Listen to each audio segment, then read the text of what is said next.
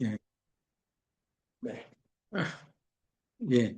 아무튼 이렇게 늦은 시간인데도 참여해서 민주당에 대한 어떤 것들을 이렇게 관심을 가져주셔서 좀 이제 민주연구원에서 일하고 있는데 아무튼 일단 먼저 감사하는 마음 있고 그다음에 제가 이제 뭐 책은 썼지만 강의 같은 걸 잘 못해서 그렇지만 성의껏 최대한 열심히 하겠습니다.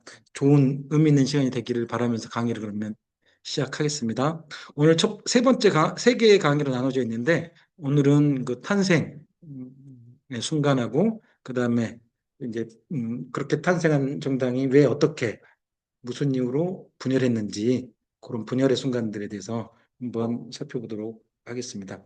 먼저 제 소개부터 하면 클릭을 한번 싹 해주시고 어, 전 이제 민주당의 싱크탱크죠. 민주연구원에서 연구위원으로 일하고 있고요. 정치 행정 분야인데 어, 이렇게 여론조사나 기획도 같이 하고 있습니다. 지금. 그다음에 제가 이 대표님하고 인연 맺은 것은 이 헌법의 순간이라는 책을 24년에 썼는데 이 책 가지고 강의를 한번 한 적이 있어요. 이 책은 그 재헌헌법을 만들 때 그 20일 동안의 헌법 논쟁, 그러니까 어떻게 재헌 의원들이 헌법을 만들었는지 이런 헌법 제정 순간을 쓴 책인데 이 책 가지고 같이 한번 강의를 한 적이 있었습니다. 이 책이 참 좋은 책이에요. 그 한국일보에서 주는 출판문화상도 받았고 그다음에 요 문영배 재판관님이 읽어주셔가지고 또 이렇게 유명해진 책입니다. 시간 되시면은 이 책도 한번 읽어보시면 좋을 것 같습니다.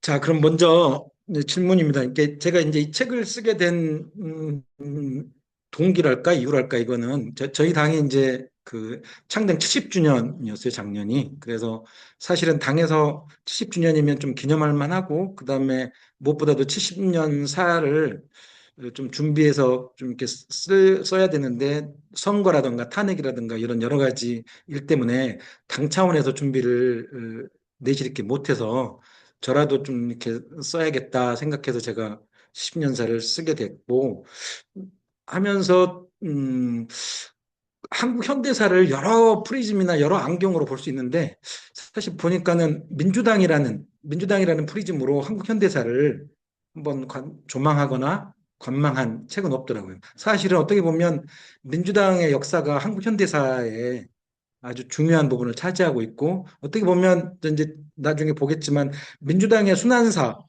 이게 사실은 한국 현대사이더라고요 보니까 그래서 오롯이 민주당의 프리즘으로 한국 현대사를 한번 조망해 보자. 이게 이제 책을 쓰게 된 가장 큰 배경입니다. 그래서 민주당은 우리에게 어떤 존재고 무엇인가 요것이 핵심 주제였습니다.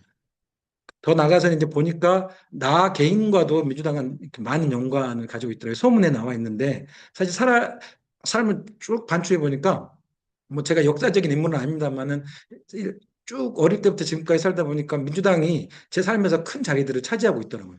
그러니까 여러분들도 아마 한번 생각해 보시면 어떨지 모르는데 저는 지금 생각해 보면 아빠가 그 어릴 때 그 뉴스를 보시면서 그 정치인들 사진을 사회과 부도에 오려가지고 계속 텔레비 보면서 이놈은 어떤 놈, 저놈은 어떤 놈 이러셨던 건 기억이 나요. 그게 이제 아마 평민당 의원들이었던 것 같은데 지금 생각에 그렇게 하면서 뭔가 민주당이 저에게 조금씩 스며들어 왔었던 것 같고 그다음에는 그 대학교 가서 이제 학생 운동을 했는데 그때도 제일 딜레마가 민주당이었어요. 그러니까 학생 운동을 하는 사람들은 민주당에 대해서 어떤 태도를 가질 것인지 뭐 비판적 지지도 있고 막 이러잖아요. 근데 어쨌든 간에 민주당은 제일 큰 딜레마였던 것 같아요. 그때도.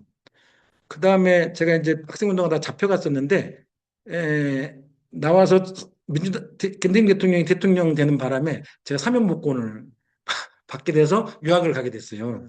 그래서 사실은 제 인생에서 그 사면복권이 되게 큰 역할을 했었는데, 아무튼 그것도 민주당 어떻게 해서 김대중 대통령이 대통령이 됐는지는 뭐 다 아시겠지만, 민주당이 노력해서 김대중 대통령이 됐고, 그것이 저 개인에게도 큰 저기가 됐고. 그다음에 독일 갔다 와서 지냈는데, 제가 강사를 하면서 지냈는데, 애를 낳고 이러니까 생활이 너무 불안정한 거예요. 이제 그래도 교수가 한번 되어보겠다고 그랬는데, 애는 커가고 이러니까 안 되겠다 했는데, 이 민주연구원에서 공채를 해서 딱 거기가 됐어요. 그래서 제 생존권이 해결된. 그래서 저희 가족, 본인도 이런 의미 그런 거죠. 근데 이제 뭐 저만 그게 특별하지 않을 것 같아요.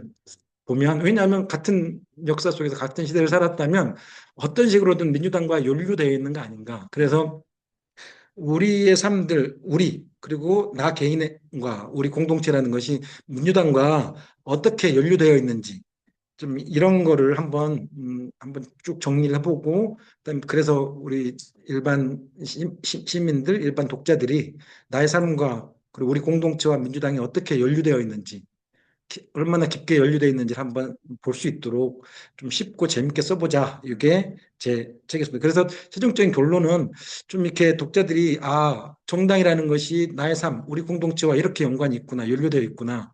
그래서 좋은 정당을 만드는 것이 좋은 정치를 만드는 것이고 좋은 정치를 만드는 것이 그 좋은 나라를 만드는 것이고 궁극적으로는 그것이 나의 행복으로 이어진다. 라는 어떤 결론을 갖기를 바라면서 이 책을 썼습니다. 자, 그래서 이제 민주당 70년인데, 민주당 70년은 이겁니다. 분열과 통합, 수단과 저항, 그 다음에 승리와 영광. 이것이 민주당의 역사였고, 이 순간들이 대한민국의 현대사를 이끌어 왔었다. 이런 겁니다. 이제 쭉 보시면 얼마나 민주당이 이렇게 다시 통합하고 흩어지고 다시 통합하고 흩어지고 이런 역사를 반복했는지 알 수 있을 것입니다. 근데 이제 이게 민주당만의 문제인가는 아닌 것 같아요. 그러니까 궁극적으로는 민주당이 이런 숱한 분열과 통합, 순환과 저항을 하는 과정에서는 사실 이번에 윤석열이 비상계엄을 했는데 13번째를 하지 않습니까? 한 나라에서 비상계엄 이런 거를 13번이나 한 나라예요.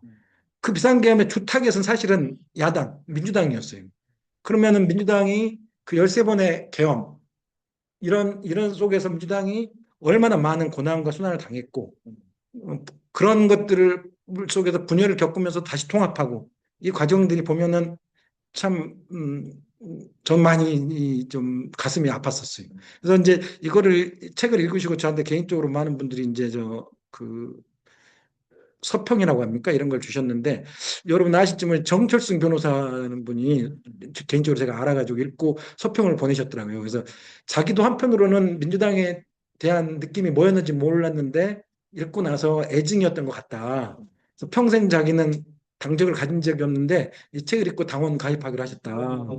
그러면서 당원에 가입하신다고 이렇게 하시더라고요. 그 어떤 분은 많이 울었다 이런 분도 계시고 사실은 그, 그것이 뭐 어떻게 한 개인의 권력욕이었다면 이렇게 저항하고 이런 순환 속에서 이렇게 다시 뭔가 당을 유지하려고 하지 않았을 거라고 나는 생각을 해요. 그것이 어떤 역사에 대한 소명의식, 국민에 대한 책임, 뭐 이런 것들이 아니었다면 이것을 버티지 못했을 만큼 그랬던 역사였다고 저는 생각을 하고 그런 것들을 좀 여러분들이 느끼시기를 바라면서 계속 하겠습니다. 자, 이제 들어가겠습니다. 근데 이제 민당사를 처음 시작할 때 제일 딜레마 여기 할 때 많은 분들이 또 이렇게 뭐 페이스북이나 이런 데서 반론을 하시는데 왜 55년이냐? 70년 사면 1955년부터 2025년까지인 거거든요. 왜 그러면 한민당을 뺐냐? 이제 이거 가지고 자꾸 반론을 하셔요. 이제 한민당을 에 대한 평가가 좀 이제 여러 갈래일 수 있는데 근데 왜 뺐냐라고 이제 비판하시는 분들한테는 좀 선입견이 있는 것 같아요. 뭐냐면 너희가 한민당을 부끄러워하거나 한민당이 뿌려서 니네가 좀 이렇게 안 좋으니까 한민당 뺀 거 아니냐 뭐 이런 식으로 얘기를 하시는데 그건 한민당에 대한 평가의 문제여서 뭐 여러 갈래로 볼 수 있는데 저는 그렇게 생각하지 않거든요. 그러니까 어, 첫째로 한민당 뿌리로를 주장하시는 분들은 첫 번째로는 최초로 민주당이라는 이름을 쓰지 않았냐. 그래서 한국민주당이라고. 그래서 그 이름을 그대로 빌려서 쓴 것이기 때문에 뿌리가 한민당 아니야. 그리고 인적 구성으로 한민당 사람들이 그대로 민주당으로 이어지지 않았냐. 그 다음에 이념적으로 봤을 때 보수적이지 않냐. 그런데 왜 한민당을 구태여 니네 뿌리로 안 삼냐. 이제 이런 얘기를 해요. 그래서 진보적인 사람들도 우리에게 니네 뿌리는 한민당이다. 그래서 니네는 친일 보수 우파 정당이다. 부끄러워서 안 하려고 하는 거지. 그고 보수 정당들은 니네도 우리랑 똑같은 놈들이야. 하면서 이제 우리 자꾸 한민당과 같은 한민당 뿌리가 니네 뿌리다 이렇게 얘기를 하려고 하는데 우리가 한민당이 부끄러워서 안 쓰려고 하는 게 아니다라는 것은 좀 이렇게 이해를 하셔야 될 것 같아요. 자, 먼저 그 민주당 이름이 같아서 한민당이 니네 당이다, 니네 당 뿌리다 이렇게 얘기하시는 분들에 대해서는 첫째로는 한민당이 민주당이라는 이름을 처음 쓴 당이 아니에요. 한민당이 만들어질 때는 45년 9월 달에 먼저 만들어진 당이 조선민족당하고 한국국민당이라는 당이 있어요. 조선민족당은 그 고려민주당이라는 당, 원세훈이가 만든 당이 있어요. 그 당이 이렇게 막 김병루나 이런 사람들하고 만들어져 조선민족당이라는 걸 만들고 한국국민당이라는 게 만든데 이제 건준이나 인공이 생기면서 좌익 세력들한테 대항을 해야 되겠다 해서 통합을 하는 과정에서 한민당이 만들어지는데 그때 이제 그 한국민주당 창당 비화 같은 책을 보면 한민당이라는 명칭을 쓰게 된 것은 고려민주당에서 민주를 따오고 한국국민당에서 한국을 따왔다. 그래서 한국민주당이라고 했다라고 해서 명칭과 관련해서는 핵심 한국민주당이 원조가 아니라 고려민주당이 원조인 거예요. 그렇게 놓고 보면 이름으로 치면 그래서 고려민주당은 사실은 사회주의 계열 사람들이 만든 당이거든요. 그래서 한민당은 세 가지 그 세력들인데 아까 말했던 조선민족당, 한국국민당, 그 다음에 그 임시정부 봉대론을 주장했던 그 송진우나 이런 사람들이 주도했던 그 임시정부 환영 및 연합군 환영 국민대회라고 그러죠. 그 세력 세 세력이 합쳐가지고 한국민주당을 만들었고 그 세력 분포를 보면은 민족운동을 했던 사람, 민족주의 운동을 했던 사람들이 한 70% 이상이고 그다음에 사회주의 운동을 했던 사람들이 한 10%, 그다음에 친일을 했던 사람들이 한 10%, 14%이 정도로 그래서 다양한 세력들이 사실은 구성을 했었던 거예요. 세력으로도. 그런 맥락에서 우리가 한민당을 세력적으로나 친일 보수여서 친일 우파여서 우리가 한민당을 뿌리로 생각하지 않는다거나 민주당이라는 이름이 거기 와서 한국민주당이 처음이기 때문에 꼭 우리가 뿌려야 된다거나 이런 논리는 맞지 않다. 그럼 왜 우리가 55년 창당론을 얘기하느냐? 첫째로는 정당 체제가 갖춰졌다는 거예요. 정당 체제가 55년. 왜냐하면 한민당은 군정 당시에 만들어진 당이잖아요. 정부가 없는 상황인 거잖아요. 그 다음에 여당 노릇을 했었던 당이에요. 실제적으로는. 여당 노릇을 했고 그 이후에 만들어진 민국당도 마찬가지로 여당 노릇을 했던 것이고 그 다음에 민주당이 내세우는 반독재 민주화라는 지금까지 계속 몇십 년을 이어왔던 그 기치 그것이 정립되고 그 기치를 내걸었던 것이 55년 민주당이었다라는 그다음에 그것 그러니까 정통 민주 세력으로서 정통성을 갖게 된 그 시점이 그 55년 창당된 민주당이다. 요런 뭐 거가 있는 거죠. 그다음에 그 이후에 세력으로서 지속되어 왔던 세력이 구축된 인적 세력이 구축된 것이 55년이었다. 무슨 말이냐면 아까 말했던 대로 그 50, 민국당까지는 이제 한민당에서 민국당으로 넘어갈 때 49년에 민국당이라는 당이 만들어지거든요. 한민당 플러스 이제 그 임시정부 세력이 붙어요. 그러니까 뭐냐면 지청천이나 신익희 이런 사람들이 만들어져가지고 민주당이라는 게 만들어지는데 여기다가 더 플러스 되는 것이 이제 그 자유당에서 탈당한 김영삼 같은 사람들 있잖아요. 우리가 알고 있는 김영삼. 그 김영삼이 원래 자유당에 있었어요. 장택상이 비서하다가 이렇게 들어가가지고 김영삼이나 이런 사람들이 그 15명, 14명 정도가 그 사사오입하면서 탈당해가지고 사실은 55년에 같이 창당을 하게 되거든요. 그 다음에 장면이라던가, 그 다음에 박순천이라던가 여성계, 흥사단계, 뭐 이런 사람들이 결합해서 만들어진 그 세력이 쭉 이제 계속해서 핵심 세력으로 자리 잡게 되는 게 55년 창당 시점이라는 거죠. 그런 맥락에서 보면 인적 구성으로도 55년 창당이 그 이후에 어떤 주도적인 세력으로서 부침이 있었지만 실질적인 기반 세력이 되는 것이다. 라고 했을 때 맥락에서 우리는 55년 창당론, 55년 민주당을 우리의 뿌리로 보는 것이다. 이렇게 보는 것이 좀 더 설득력 있고 맞는 거 아닌가라고 받아들여야 될 것 같아요. 그래서 핵심은 한민당이 뭐 친일 우파 세력이어서 부끄러워서 안 하려고 하고 그러는 것이 아니다라는 것을 좀 이렇게 이해할 필요가 있을 것 같습니다. 자, 그러면 더 나아가서 이제 왜 그러면 55년이 내 창당을 하게 됐느냐 이걸 한번 살펴보면 아까 말씀드린 대로 49년에 민주국민당이라는 게 이제 과도기 정당으로 만들어집니다. 정부 수립 이후에 만들어지죠. 그래서 한민당에다가 대한국민당의 신익희하고 대동청년단의 재청천 이런 사람이 그러니까 이건 임시정부 세력들이죠. 이런 사람들이 더 붙게 돼서 민주국민당이라는 걸 만드는데 기본적으로 이때까지도 민주국민당은 계속해서 여당 노릇을 해요, 사실은. 정부에 붙고. 근데 이제 이승만이 기본적으로 이제 이제 한민당이나 민국당을 배제하는 전략들을 펴면서 다시 재집권 프로젝트를 이제 가동시켜요. 왜냐하면 민국당 세력들이 어떤 일이 벌어졌냐면은 그 이승만이 의회에서 의회 요 사람들을 배제하려고 자기가 대통령 되면서부터 이제 원래는 김성수 있잖아요. 한민당의 김성수를 총리를 시켜야 되는데 생뚱맞게 이윤영이라는 사람 이런 사람들 하면서 이제 한민당을 팽시키는 이런 상황들이 오고 그러면서 이제 음, 자기의 이제 재집권 프로젝트로 들어가면서 직선제 개헌이라든가 지방선거라든가 자유당 창당이라든가 국민 소환 운동 이런 것들을 벌이면서 이제 직선제 개헌으로 가서 왜냐하면 이제 의회에서는 그때는 저기 간선제였지 않습니까?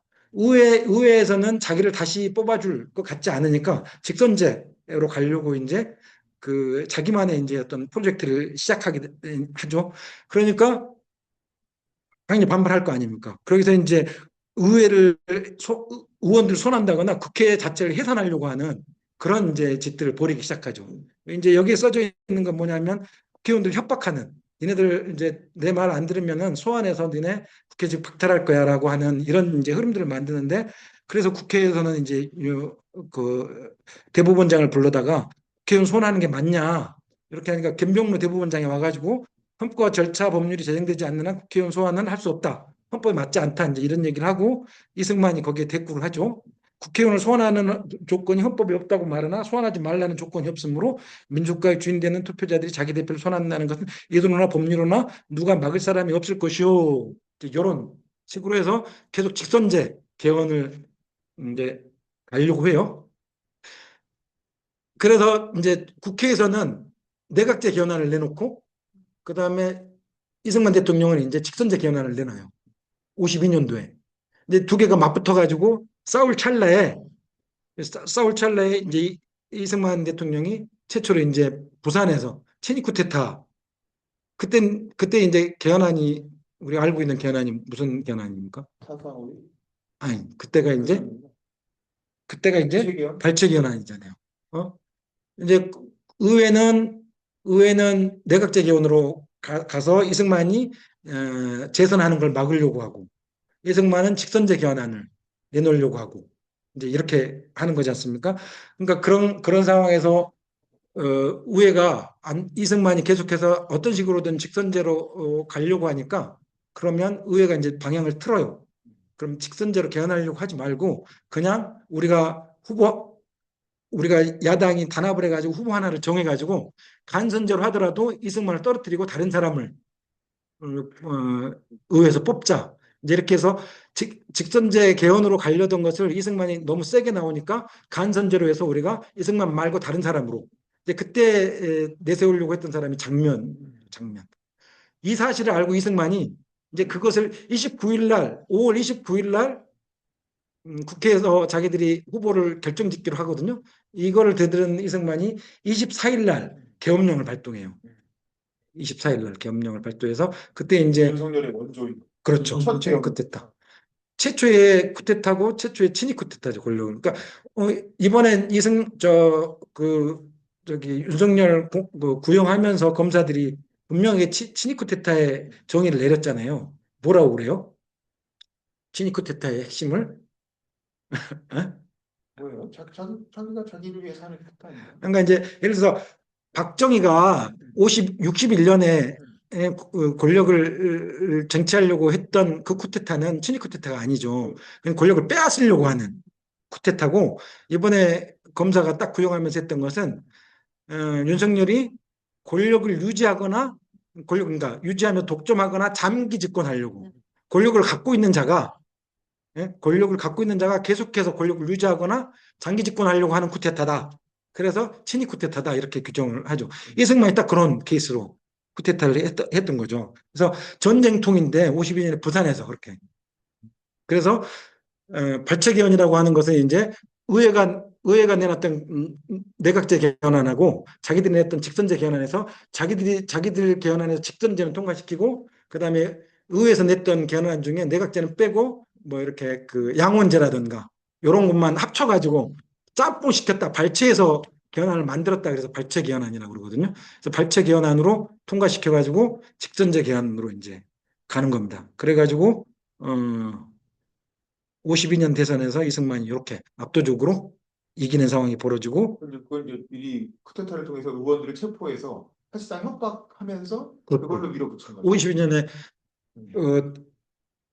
국회의원들이 탄 버스를 통째로 헌병대 사령관, 헌병대 사령부로 데리고 가고 의원들을 다 가두고 잡아다가. 그런데 이제 표결을 하려고 보니까 의원들이 작은 거야. 숫자가 적은 거야. 그러니까 그 잡혀가 있는 의원들을 감시해가지고 데려다 놓고 앉혀가지고 그다음에 도망 다녔거든요, 의원들이. 뭐 투표 안 하려고. 투표 안 하려고 도망 다녔는데 이렇게 오면 처벌 안 하겠다. 와라. 그러니까 경찰들이 막 잡으러 다녔어요. 잡으러 다니고 다 숫자를 맞춰가지고 거기다 앉혀놓고 이렇게 투표를 했죠. 그러면 그때 왜 의원들이 잡혀와가지고 반대를 안 했을까? 보면 이제 그런 게 있었어요. 이제 이렇게 되면은 미국이 이렇게 혼란이 계속되면 미국이 신탁 통치를 할 수 있다던가, 아니면 이승만이 의회를 해산해버리고 다시 투표를 선거를 할 수도 있다. 이런 위협과 협박들이 있는 상황에서 이제 투표를 해서 발췌 개헌안이 통과. 저 때는 전쟁 중이었어요. 전쟁 중이었습니다. 위기가 진행 중인 상황이었어. 52년 부산에서 이런 일이 벌어지는 거죠. 그렇게 되는 거죠. 이제 그렇게 하면서 자신감을 갖고 이제 53년에는, 그때는 이승만이 그 원내 자유당, 원내 자유당 이렇게 나눠진 자유당이 있었는데 53년에는 이제 통합자유당을 만들고 뭐 이러면서 이제 민국당, 야당이라고 있는 민국당은 거의 이제 초토화되는 상황이 벌어지는 거죠. 그래서 54년에 치러진 선거에서도 이제 이렇게 54년의 선거가 중요한 게 이제 삼선에 가려고, 삼선을 해야 되니까 이제 개헌을 하려고, 삼선 개헌을 가려고 이제 개헌 의석을 만들려고 별짓을 다 거예요. 그래서 아무튼 민국당은 이제 15석밖에 안 되는 거죠. 그래서 54년에 이제 삼선 개헌을 이제 하려고 하는 거죠. 그때 개헌안에는 그 저기 뭐냐, 한 번에 한해서만 중임을 할 수 있다. 이런 헌법 55조가 그런 헌법안이었는데, 그 헌법을 고쳐서 그 저기 초대 대통령에 한해서는 삼선을 할 수 있다. 이 조항을 고치려고 삼선 개헌을 한 거예요. 삼선 개헌을 했는데 딱 아까 뭐 114석인가요? 그걸 했는데 그 딱 절반을 했는데 투표를 해보니까 몇 석입니까? 135석. 136석이어야 되는데 이제 그 개헌안 의결을 하는데 딱 135석이 나온 거예요. 135점 몇몇몇몇몇 이렇게. 그러니까 이제 부결로 선언했죠, 국회에서. 부결을 선언하고 이제 대통령과 부결됐습니다. 그러니까 이제 이승만이 바보들아 그거 아니야. 이제 이게 이승만 말이거든요. 수학자의 말로는 445입이며, 그러니까 반올림 하는 거, 반올림하는 거 135표로서 개헌안이 통과되는 것이라고 하니 이번 개헌안은 통과된 것으로 알아야 한다. 이게 이승만이 보고하러 온 그 자유당 간부들한테 한 말이에요. 그때 요거를 줬다는 게 이제 뭐 수학자의 말이라는 얘기도 있고, 이익흥이라는 그때 그 내무장관 했던 사람이 준 아이디어라는 얘기도 있고 그러는데, 아무튼 이렇게 해서 이제 그 얘기를 듣고 와가지고 의회에서 다시, 사실은 저희들이 바보 같아서 계산을 잘못한 거다. 이건 445비 맞고 135석이면 반올림을 해서 버리니까 135석으로 이 135석이면 과반이고 통과되는 것이다라고 다치선언 하는 과정에서 그때 야당 의원들이 다 퇴장을 하게 돼요. 퇴장을 하면서 그 퇴장을 해서 만든 이제 조직이 이제 그 호원동지회라는 걸 만들게 돼요. 호원동지회. 호원동지회라는 걸 만들어서 기존 헌법을 지키겠다는. 그렇죠. 호반. 호원. 그래서 사사오의 헌법 개헌은 무효다 이렇게 하고 하는데 이제 투쟁을 할 건지 자폭을 할 건지 이제 이거 가지고 논쟁을 해요. 그러니까 헌법 지키는 투쟁을 계속할 건지 해봐도 이거 소용없다. 그래서 국회 해산하자고 하자. 근데 국회 해산하면 뭐 저쪽 마음대로 하죠. 그러니까 투쟁을 하기로 결론을 내리고 이제 호원동지라는 걸 만드는데 중요한 것은 혼동지 아니 헌법 지키자는 투쟁이 무의미하다. 그러니까 이번 기회에 신당 결성 운동을 하자. 그렇게 이제 혼동제가 신당 결성 위원회를 만들어서 신당 이제 운동을 벌이죠. 그 과정에서 이제 자유당 의원들이 이제 김영삼 이런 사람들이 이게 정신 나간 짓이다. 자기들도 부끄럽다 이러면서 탈당을 해요. 탈당을 하면서 이제 그 신당 운동에 가담을 하게 되죠. 그런 과정에서 이제 뭐 홍사단 세력이라든가 여성계라든가 뭐 이런 많은 사람들이 이제 그 신당 운동에 붙어요. 그러면서 이제 언론들도 놀라게 돼요. 야, 이게 뭐 10년을 해도 안 될 텐데 이 어려운 상황에서 이토록 그 다이나믹한 신당 운동이 벌어지는 것이 놀랍다 하면서 엄청난 이승만도 이제 엄청난 위기감을 느낄 정도로 이렇게 신당 운동이 벌어지는데 여기서 이제 가장 뜨거운 감자가 조봉암. 이제 혁신계가 이제 붙는데 혁신계가 붙어야 진정한 대동단결이다. 이런 이제 움직임들이 있었던 거죠. 그래서 혁신계를 어떻게 할 것인가 이제 이런 거여가지고 초반에는 혁신계도 같이 한다. 이제는 걸로 됐어요. 그래서 4대 원칙을 정하고 이 원칙에만 이제 몇 가지 뭐 통일은 어떻게 하고 뭐 경제 문제는 어떻게 하고 뭐 이런 것 4대 원칙을 정해서 이 원칙에만 합의하면 누구라도 받는다라는 원칙을 세워서 대동단결을 하는 것으로 정했는데 이제 그 사이에 어떤 일이 있었냐면 요 이제 야당 의원들이 가진 충성심을 시험해 보려는 행동이었다. 이 말은 이제 그 어디에서 나온 얘기냐면 이때 벌어진 사건이 아니 불온비라 투척 사건이라는 게 벌어져요. 어? 무슨 말이냐면 북한에서 온 삐라처럼 이것을 야당 의원들 집에다 다 넣어요. 어? 그래가지고 이걸 어떻게 하는지 보자. 그걸 그걸 신고하는지 안 신고하는지 안 하는지. 요게 이제 그 헌병대 그 아까 누구지 원용덕? 원용도 헌병사령. 헌병사령 원용독이 한 말이거든요. 이게 보니까 그걸 그것을 그 일을 꾸몄던 사람이 그 원용독이었던 거예요. 이승만의 지령을 받았던 거예요. 친일 쿠데타를 친일 쿠데타, 일으켰던 김일성 김용현 같은 사람이. 어쩌기원의 그 계엄사령관 했던 헌병사령관. 그러니까 사실은 그 정당 결성 운동을 뭔가 이렇게 실패하게 만들려고 그런 어떤 저기 그 색깔론을 펼치려고 그랬어. 그러니까 이런 일들이 벌어지고 있으니까 되게 그런 좀 이렇게 그 예민했던 거예요. 그런 맥락에서 혁신 세력을 어떻게 할 것인가, 요게 대단히 이제 예민한 문제가 돼버린 거예요. 그리고 요런 이런 색깔론들을 펼치면서 혁신 세력과 어떻게 하는지를 보자. 그러니까 대단히 되게 막 이렇게 조금 알레르기 같은 게 있었던 거예요. 그래서 결국에는 조봉암이 들어오면 절대 같이 못하겠다 이런 사람들이 이제 생겨나기 시작하고 그 목소리가 더 높아진 거예요.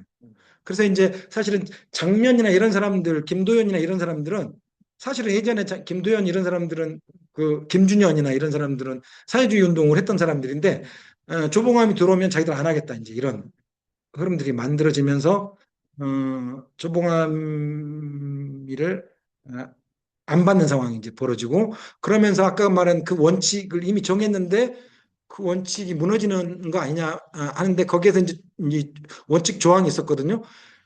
좌익 운동을 했던 사람, 그 다음에 친일 부역을 했던 사람, 이 사람은 받지 않는다. 단 국무위원이나 국회의원을 했던 사람은 예외로 한다. 요 이제 그 조직론이 있었거든요. 그래서 조봉암이도 좌익운동을 했지만 국무위원도 하고 국회의원도 장관도 하고 농림부 장관이었잖아요.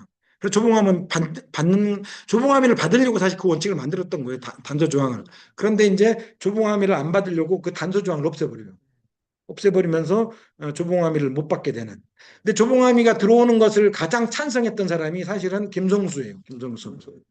김성수가 사실은 그 당시에 이게 주도 세력이었고 리더였잖아요. 그래서 김성수가 설득을 많이 했어요. 많이 했고 그다음에 신익희도 사실은 조봉암이를 데려와야 사실은 통합에 의의가 있다. 왜냐하면 우리가 다 보수 세력이라고 할 거 아니냐. 내 혁신 세력이 들어와야 뭔가 달라진다, 변화한다 이런 거를 국민들한테 말할 수 있기 때문에 조봉암이 정도는 같이 해야 된다. 이런 흐름이 있었어요. 근데 딱 그때 김성수가 죽어버려요. 사실 역사라는 게 참 희한해요. 김성수가 죽어버리니까 이제 그 조봉암이를 지지하고 조봉암이가 들어오게 설득을 하려고 했던 그 흐름이 딱 멈춰버리고 그러니까 이제 여기 김성수가 죽고 바로 죽고 나서 그 장례식장에서 요 이제 성명을 발표해요. 조봉암이 미력하지만 지팡이를 짚고서라도 신당운동에 따라가겠다. 어떤 식으로든지 자기가 같이 할 테니까 좀 받아달라는 거였거든요. 이렇게 하는데도 결국은 이제 안 받는 거죠. 그래서 애초에 창당 결의문에는 그 신당 창당 결의문에는 그 3대 원칙을 이념적 가치를 자유민주 진보로 이렇게 했거든요. 근데 이제 조봉암을 안 받기로 하고 창당을 하는 과정에서는 진보가 빠지고 통일로 이렇게 바뀌어요. 하고 그다음에 그 사회 정의에 입각한 수탈 없는 경제 체제라는 어떤 그 강령을 정했었는데 이것도 자유경제 원칙에 의한 생산의 증강과 분배의 공정 요렇게 사실 사회 정의에 입각한 수탈 없는 경제 체제 이거는 뭐 혁신적이다 이렇게 보는 것보다는 헌법에 있는 표현이거든요, 사실은. 그 제헌법에 입각한 것인데 그런 어떤 이게 혁신 세력의 어떤 구호로 이렇게 본 거죠. 그래서 아무튼 이렇게 바뀌면서 민주당이 보수 색채가 더 강화되는 이런 거죠. 그래서 이걸 어떻게 이해할지 요거에 대한 게 우리 당의 창당 과정을 평가할 때 좀 많이 논의가 필요한 거고 그 현실론으로 받아들여야 될지 너무 보수적 태도였다고 비판해야 될지 이런 건 여러 가지. 근데 그때의 상황 아까 말했던 그런 색깔론으로 창당 자체를 방해하려고 했던 흐름도 있었다는 요거까지 염두에 두면 이해가 되는 측면도 있었고 아니면 그 많은 우파 세력이 나가려고 했던 상황에서 이 사람들을 받아들이려는 현실적 어떤 노력으로서 그런 걸 이해해야 될지 뭐 여러 가지를 한번 평가해 볼 만한 지점이었다고 저는 생각을 합니다. 조금만 보충 설명을 좀 하면 사실은 인촌이나 해공 같은 김성수 신익희는 조봉암보다 연배가 좀 위에요. 그래서 그렇죠. 조봉암의 경쟁자가 아니었어요. 그렇죠. 자기들이 먼저 대통령하고 그 다음 자리가 조봉암인데 조봉암이 들어오는 걸 반대했던 장면, 조병옥 이런 사람들은 김준현, 조병과 동년배야. 그렇죠. 그러니까 조봉암이 들어오면 다음 대통령 후보로 조봉암이 더 유력해지는 거예요. 그러니까 막강한 라이벌이 들어오는 거야. 그러니까 못 들어오게 막은 맞아요. 측면도 사실 있다고. 그러니까 이제 그 당시에 이제 동아일보나 이런 게 이제 민주당 편이었잖아요. 한민당. 동아일보나 이런 걸 보면은 엄청나게 비판을 해요. 그러니까 이게 사실은 조봉암 안 봤다는 게 니네 대통령 단계를 한다면서 이게 이념적인 문제냐, 기득권 지키는 문제냐, 니네가 이게 감투 싸움 하는 거 아니냐, 이런 식으로 이제 비판을 아주 많이 조봉암 씨도 하더라고요. 얘기가 엄청 많았고 어. 2대 대선에 이미 나와갖고 이승만 하고만 붙었었고 그렇죠. 그때 2등을 했고 심지어 근데 농지개혁이나 이런 걸 하면서 엄청난 인기가 국민적으로 있었죠. 그래서 이게 이 창당 자체가 국민적 어떤 호응을 받으려면 그 조봉암 정도는 받았어야 되는 이런 측면이 있을 것 같아요. 이제 그런 과정에서 대동단결이라고 하지만 대동단결 자체가 분열을 안고 있었던. 근데 그 이후에 또 이제 이런 게 이제 나타나긴 한데 그 가서 또 얘기를 하죠. 그래서 어쨌든 간에 이제 창당을 하게 됩니다. 1955년 창당일이 언제죠? 5월인가요? 이게 창당일이 9월 19일. 그래서 이제 민주당은 당헌 당규에 9월 19일이 저가 당직자인데 당직자들 쉬는 날입니다. 그래서 창당일로 딱 박아져 있어요. 9월 19일. 예전에 보면 신문에 뭐 9월 18일 뭐 이렇게 돼 있는데 9월 19일이 정확하게 창당일이고 당헌 당규에도 9월 19일을 창당일로 한다 해서 당직자들은 그때 휴식 개교 기념일처럼 그래서 여러분 또 당원들은 하루 쉬시기 바랍니다. 참 좋겠는데요. 네. 그래서 이제 여기 그 창당할 때 요거 이제 장면이 했던 연설인데 여기 이제 그 민주주의 왜 딱 이거저거 다 빼고 민주라는 단 하나만 딱 내걸고 민주당이라는 이름을 내걸었는지 이런 게 좀 딱 다가오는 것 같아요. 그래서 어떤 민주주의 이 진정한 민주주의가 가장 핵심적인 기치였다. 민주주의 왜 민주주의가 필요하냐라는 얘기를 한 세 가지로 해요. 첫째로는 후세 자유와 평등 그다음에 행복이라는 가치는 진정한 민주주의 아니고서는 이룰 수 없다라는 게 하나 있고 그다음에 두 번째로는 북한 공산주의와 싸워서 이기기 위해서는 진정한 민주주의 아니고서는 불가능하다. 그다음에 우리가 모범적인 민주주의를 만드는 것이 세계 평화에 이바지하는 것이다. 이 세 가지의 그 이유를 들면서 진정한 민주주의만이 기본적으로 이 세 가지 목표를 달성할 수 있다라고 얘기를 하면서 우리의 기치는 반독재 민주주의다. 거기서 반독재라는 것은 반공산, 공산 독재도 마찬가지고 우리 이승만이 하고 있는 그 독재도 마찬가지고 거죠. 근데 여기서 눈여겨볼 것이 그 내각 책임제예요. 내각 책임제. 우리가 강령으로도 그때 민주당을 창당하면서 내각 책임제를 얘기하는데 그, 그, 왜 내각 책임제, 이게 재헌헌법을 만들 때 내각 책임제를 이승만이 뒤엎어가지고 대통령제로 바뀐 건 아마 알고 계실 거예요. 근데 여기에서 내각 책임제는 그때 재헌헌법을 만들 때 내각 책임제랑 좀 결이 다른 것 같아요. 제가 봤을 때는. 왜냐하면 이승만 그 헌법 만든 이후 이승만이 집권한 두 재선까지 한 상황에서 내각 책임제를 내걸었다는 것은 기본적으로 대통령제에 대한 평가가 있었다는 것이기 때문에 우리가 그 이론적으로 내각 책임제는 대통령제냐라고 했던 재헌헌법 논쟁과 이승만이라는 대통령을 경험하고 나서 지금 창당 상황에서 내거는 내각 책임제는 좀 다를 수 있다. 그렇게 한번 생각을 해볼 필요가 있을 것 같은데 저는 어떻게 생각하냐면 이승만이라는 독재 권력을 구체적으로 경험한 이후에 내건 내각제다. 무슨 말이냐면 대통령의 권한이 너무 많이 가 있고 아무리 그 다음에 의회의 다른 권력이 이 대통령과 다른 당이 권력을 잡아도 여기에는 갈등과 싸움이 벌어질 수 있다. 이때 지금 현 대통령제 하에서는 기본적으로 대통령 권한이 너무 막강하기 때문에 의회 권력을 얼마든지 제압해 버릴 수 있다. 그리고 갈등했을 때 제도적으로 이걸 해결할 가능성이 없다. 지금 헌법적으로는. 그래서 지금의 대통령제에서 일어날 수 있는 의회와 대통령 간의 교착 상태, 권력 갈등 이런 것들을 제도적으로 해결할 가능성이 적다. 그런 맥락에서 내각제라는 형태로 바꾸지 않으면 견제와 균형이라는 것 이것은 사실은 말이 견제와 균형이지 왜냐하면 이승만이 친이쿠 때까지 벌려버린 상황 아니에요. 이런 상황이기 때문에 내각 책임제를 그런 친이쿠 테나 이런 것들을 경험한 가운데서 내놓은 것이기 때문에 조금 더 한번 숙고해 볼 필요가 있었던 상황이다. 그래서 윤석열 택한 일으킨 것도 그런 상황에서 그런 거죠. 승부 제압하려고 네. 한 거니까.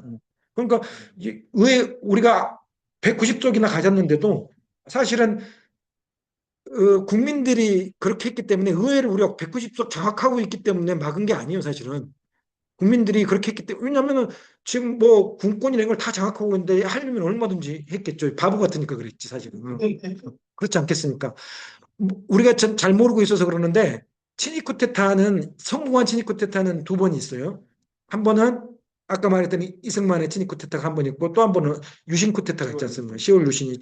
근데 성공하지 않은 계획했다가 포기한 친이 쿠데타가 세 번 있어요. 한 번은 언제입니까?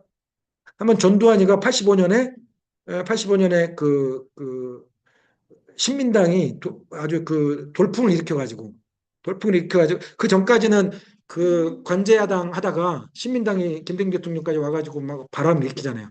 그러니까 이게 겁난 거예요, 얘가. 겁나서 쿠데타 준비를 해요. 그 어떤 쿠데타 시나리오를 짜냐면 어, 의회가 저기 뭐냐 야당이 그 좀 권력을 잡더니 종국이 불안해진다. 그러니까는 자기가 이제 미국의 레이건 만나러 가게 된 일정이 있었어요. 일정이 있을 때 어떤 군대 이제 준비해 놓은 군대가 거기서 쿠데타를 일으켜요. 자기들이 이게 의회가 이렇게 해서 나라가 혼란하기 때문에 자기들이 뭔가 이렇게 반기를 들었다라 쿠데타를 일으키면 미국 갔던 전두환이 돌아오죠. 급거해서 돌아가지고 제압을 딱 하고 아니 국회도 딱 해산해 버리는 이런 시나리오를 짜요. 근데 이것을 그때가 보안사인가 보고를 하는데 이거는 지금 이렇게 국민들이 신민당에 이런 지지를 보내고 있는 상황에서 이런 시나리오는 실패할 가능성이 높다 해가지고 포기를 해요. 포기를 하는 대신에 이제 그 야당을 탄압하거나 다른 국면으로 이제 이렇게 이제 다른 국면으로 바꿔서 아무튼 친위 쿠데타 계획이 한 번 있었고 두 번째는 노태우가 또 친위 쿠데타를 일으키죠. 그때는 88년 총선에서 최초의 요소야대가 생기니까 이제 그 종국을 이제 자기 마음대로 못 가는 거 아니에요. 그러니까 89년도에 윤석열 이병이 이제 그 폭로한 거, 양심선언 한 거 있지 않습니까? 그 청룡 계획이라는 걸 세워가지고 거의 1,000명이나 되는 사람들을 관리해요. 야당, 제야 세력, 막 이런 사람들을 리스트를 작성해가지고 1,000명을 관리하다가 뭔가 빌미를 잡거나 이러면은 쿠데타를 일으켜서 다 잡아들이는 이런 계획을 세운단 말이에요. 이걸 하는데 이것도 마찬가지로 이제 폭로하고 이러는 과정에서 불가능하다. 그래서 다른 방법을 쓰는 게 이제 삼당 합당으로 다른 방법으로 쓰잖아요. 그것도 이제 제 쿠데타 청명계획이라는 쿠데타 계획이 있었고 또 하나로는 이제 그 박근혜가 이제 쿠데타 계획을 세우는 거잖아요. 이게 어. 그러니까 모든 과정이 야당이 조금 더 힘을 갖거나 의회에서 야당이 힘을 갖게 되면 대통령들은 항상 이 유혹을 느끼게 돼 있어요. 이렇게 해서 쿠데타를 물리적으로 일으키든지 아니면 다른 방법으로 뭐 삼당 합당이라든가 이런 식으로 뭐 다른 야당을 분열하는 이런 식으로 이제 공작을 하는 거죠. 그러니까 여기서 그 내각 책임제 그러니까 그것을 제도적으로 도착 상태가 오면 제도적으로 해결할 방법이 없다라는 건 심각한 문제예요, 사실은. 그래서 윤석열이 느닷없이 뭐냐 이렇게 바보 같아서가 아니라 일단 그 상황을 사실은 그거는 정치 문화적으로 해결해야 될 문제죠. 대화의 타협이라는 정치 문화적으로 하는 이런 무도한 사람이 나타나면 이런 민주주의적 훈련이 안 되는 사람은 언제든지 이런 상황들을 만들어낼 수 있다. 이제 그래서 문영배 재판관이 제 그 헌법의 순간이라는 책을 읽고 문영배 재판관이 그 부분을 이제 저기 발제해서 썼더라고요. 저는 사실 그 문제가 심각하다. 지금 대통령제 하에서는 그 교착 상태를 제도적으로 해결할 방법이 없다. 이것이 재헌헌법 재헌 의원들이 가졌던 문제의식의 핵심이다. 대통령제에. 그래서 그 제왕적 대통령제의 문제가 아니라 그 교착 상태의 문제가 크다. 대통령제는. 근데 이제 문영배 재판관은 권한쟁의 심판이라든가 헌법재판을 통해서 해결 가능하다. 그것만 잘 따르면 된다는데 그건 사후적인 문제고 사전적으로 해결할 문제가 없다는 건 여전히 존재하는 거 아닌가라는 게 제 문제 의식이거든요. 그리고 정권 교체가 돼서 이 민주당이 여당이 되면서 해결된 건데 그렇죠. 만약에 이게 또 바뀌면 또 야당이 저기 많고 대통령 소집하고 그 정에서 대화는 안 되고 안 돼요. 그럼 사실 해결할 방법이 없는 그러니까 내각 책임제를 해서 차라리 그냥 같이 정권을 잡자 이렇게 되는 그렇죠. 논리적으로는 그런 해법이 예, 나오는 예. 것 그런 맥락으로 민주당이 걸었던 이 내각 책임제에 대한 문제의식을 좀 가질 필요가 있겠다 이런 생각이 듭니다. 그 다음에 중요한 건 신익희가 두 가지 창당 그 얘기를 하면서 그 두 가지를 얘기를 해요. 첫째로는 이제 반성, 그동안에 우리가 야당이 반성을 해야 한다. 첫째로는 그 책임 정치를 하지 못했던 거, 국민주권이라는 것이 실현되려면 정당이 책임 정치를 해야 되는데 우리가 충분히 국민주권 원리를 실현할 만한 그런 책임 정치를 못했다는 것. 우리 당은 이제 그런 책임 정치를 해야 되는 국민주권 실현은 정당의 역할이 크다라는 것이고 두 번째로는 여민동락하는 그러니까 국민과 함께하지 못했다. 그래서 이승만이나 이런 사람들이 야당을 계속 비판했던 게 니네들 사랑방 정치한 거 아니냐. 명사들이 모여가지고 니네들끼리만 한 거 아니냐. 그러면서 이런 걸 많이 비판했거든요. 그러니까 우리도 그런 성찰을 해야 된다. 즉 정당은 여민동락하는 태도를 가져야 된다. 국민이 웃을 때 같이 웃고 울 때 같이 우는 그런 태도가 없었다는 것에 대해서 많이 성찰을 하자 이런 비판을 합니다. 그래서 반독재 민주의 깃발을 내드렸다. 이게 이제 창당의 핵심적인 음, 태도고 그런 맥락에서 55년 창당은 대단히 중요하다. 민주당이 이 땅에 태어났다는 사실, 시작이었다는 사실. 그래서 이제 분열인데 어, 분열도 어쩌면 이제 그 창당 시작은 제가 예전에 이제 재헌헌법 얘기할 때 그런 얘기를 했는데 시작이라는 것은 시작 한 번으로 딱 끝나는 게 아니라 시작은 시작의 시작이다라는 말을 하거든요. 한 번 시작한 것은 이 시작의 오묘함은 계속해서 다시 시작할 수 있다는 시작이 태어난 것이 시작의 의미다. 이런 거거든요. 그러니까 창당이 갖고 있는 의미는 거대한 뿌리로서 계속된 반복된 시작을 할 수 있는 힘을 주는 그런 것이기 때문에 창당은 기념해야 하고 창당은 되게 의미 있는 시작이다. 그래서 그 시작의 의미로서 분열도 어떤 의미로 보면은 어떤 새로운 시작을 하기 위한 계속적인 과정이었다. 이렇게 이해할 필요가 있겠는데 자, 분열의 순간들은 어떤 것들이 있고 어떤 특징을 가지고 있는지 이런 걸 살펴볼 필요가 있는데 제가 책을 시대순으로 이렇게 연대기적으로 쓰지 않고 그 키워드로 주제별로 쓴 이유는 그러니까 그 어떤 역사적 사실을 인식하는 방법으로 보지 말고 의미를 좀 한번 생각해 보자. 왜 우리 당은 분열했고 어떻게 저항했고 왜 이렇게 어떨 때 통합이 가능했고 이런 방식으로 좀 당을 사랑하는 맥락에서 뭔가 성찰하고 반성한다는 의미로 책을 한번 읽어보자. 이렇게 해서 그런 어떤 키워드별로 책을 써서 좀 읽기에 복잡하시고 이랬을 텐데, 근데 이제 그런 좀 의도가 있었다는 좀 걸 염두에 두시고 읽으면 그래도 좀 볼만할 겁니다. 첫째로는 이제 왜 분열에서 특징적인 것들을 한번 몇 가지를 찾아봤어요. 첫 번째로는 요런 분열의 양상들이 있더라고요. 그러니까 분열할 때 보면 이념의 문제인가 기득권의 문제인가 요런 이제 그- 저 때 분열을 저렇게 했는데 저게 이념 때문에 정말 이념이 달라서 한 걸까? 아니면 뭔가 자기들의 기득권을 지키려고 이념이라는 걸 포장했을까? 이런 그 분열의 양상들이 있더라고요. 이제 요거 읽어볼게요, 제가. 다시 대통령 후보를 지명하여 싸고 싶으나 법적 불비로 그 길이 두절되었고 본당 외의 후보자는 그 정치적 행장이나 노선으로 보아 그 어느 편도 지지할 수 없으므로 부득이 정권 교체로서 우리 당의 정강 정책을 구현하려던 초주의 관철은 후일로 미룬다. 이게 언제 한 얘기냐면 56년 이제 대선 때. 예? 제가 이제 거기는 잃어버린 승리라는 제목으로 이렇게 했는데 50년 선거는 정말 우리가 이길 수 있는 순간이었거든요. 못 살겠다 갈아보자 이러는 거 아닙니까? 자, 대공 신익희가 근데 그때 그때에도 뜨거운 감자가 다시 조봉암. 예.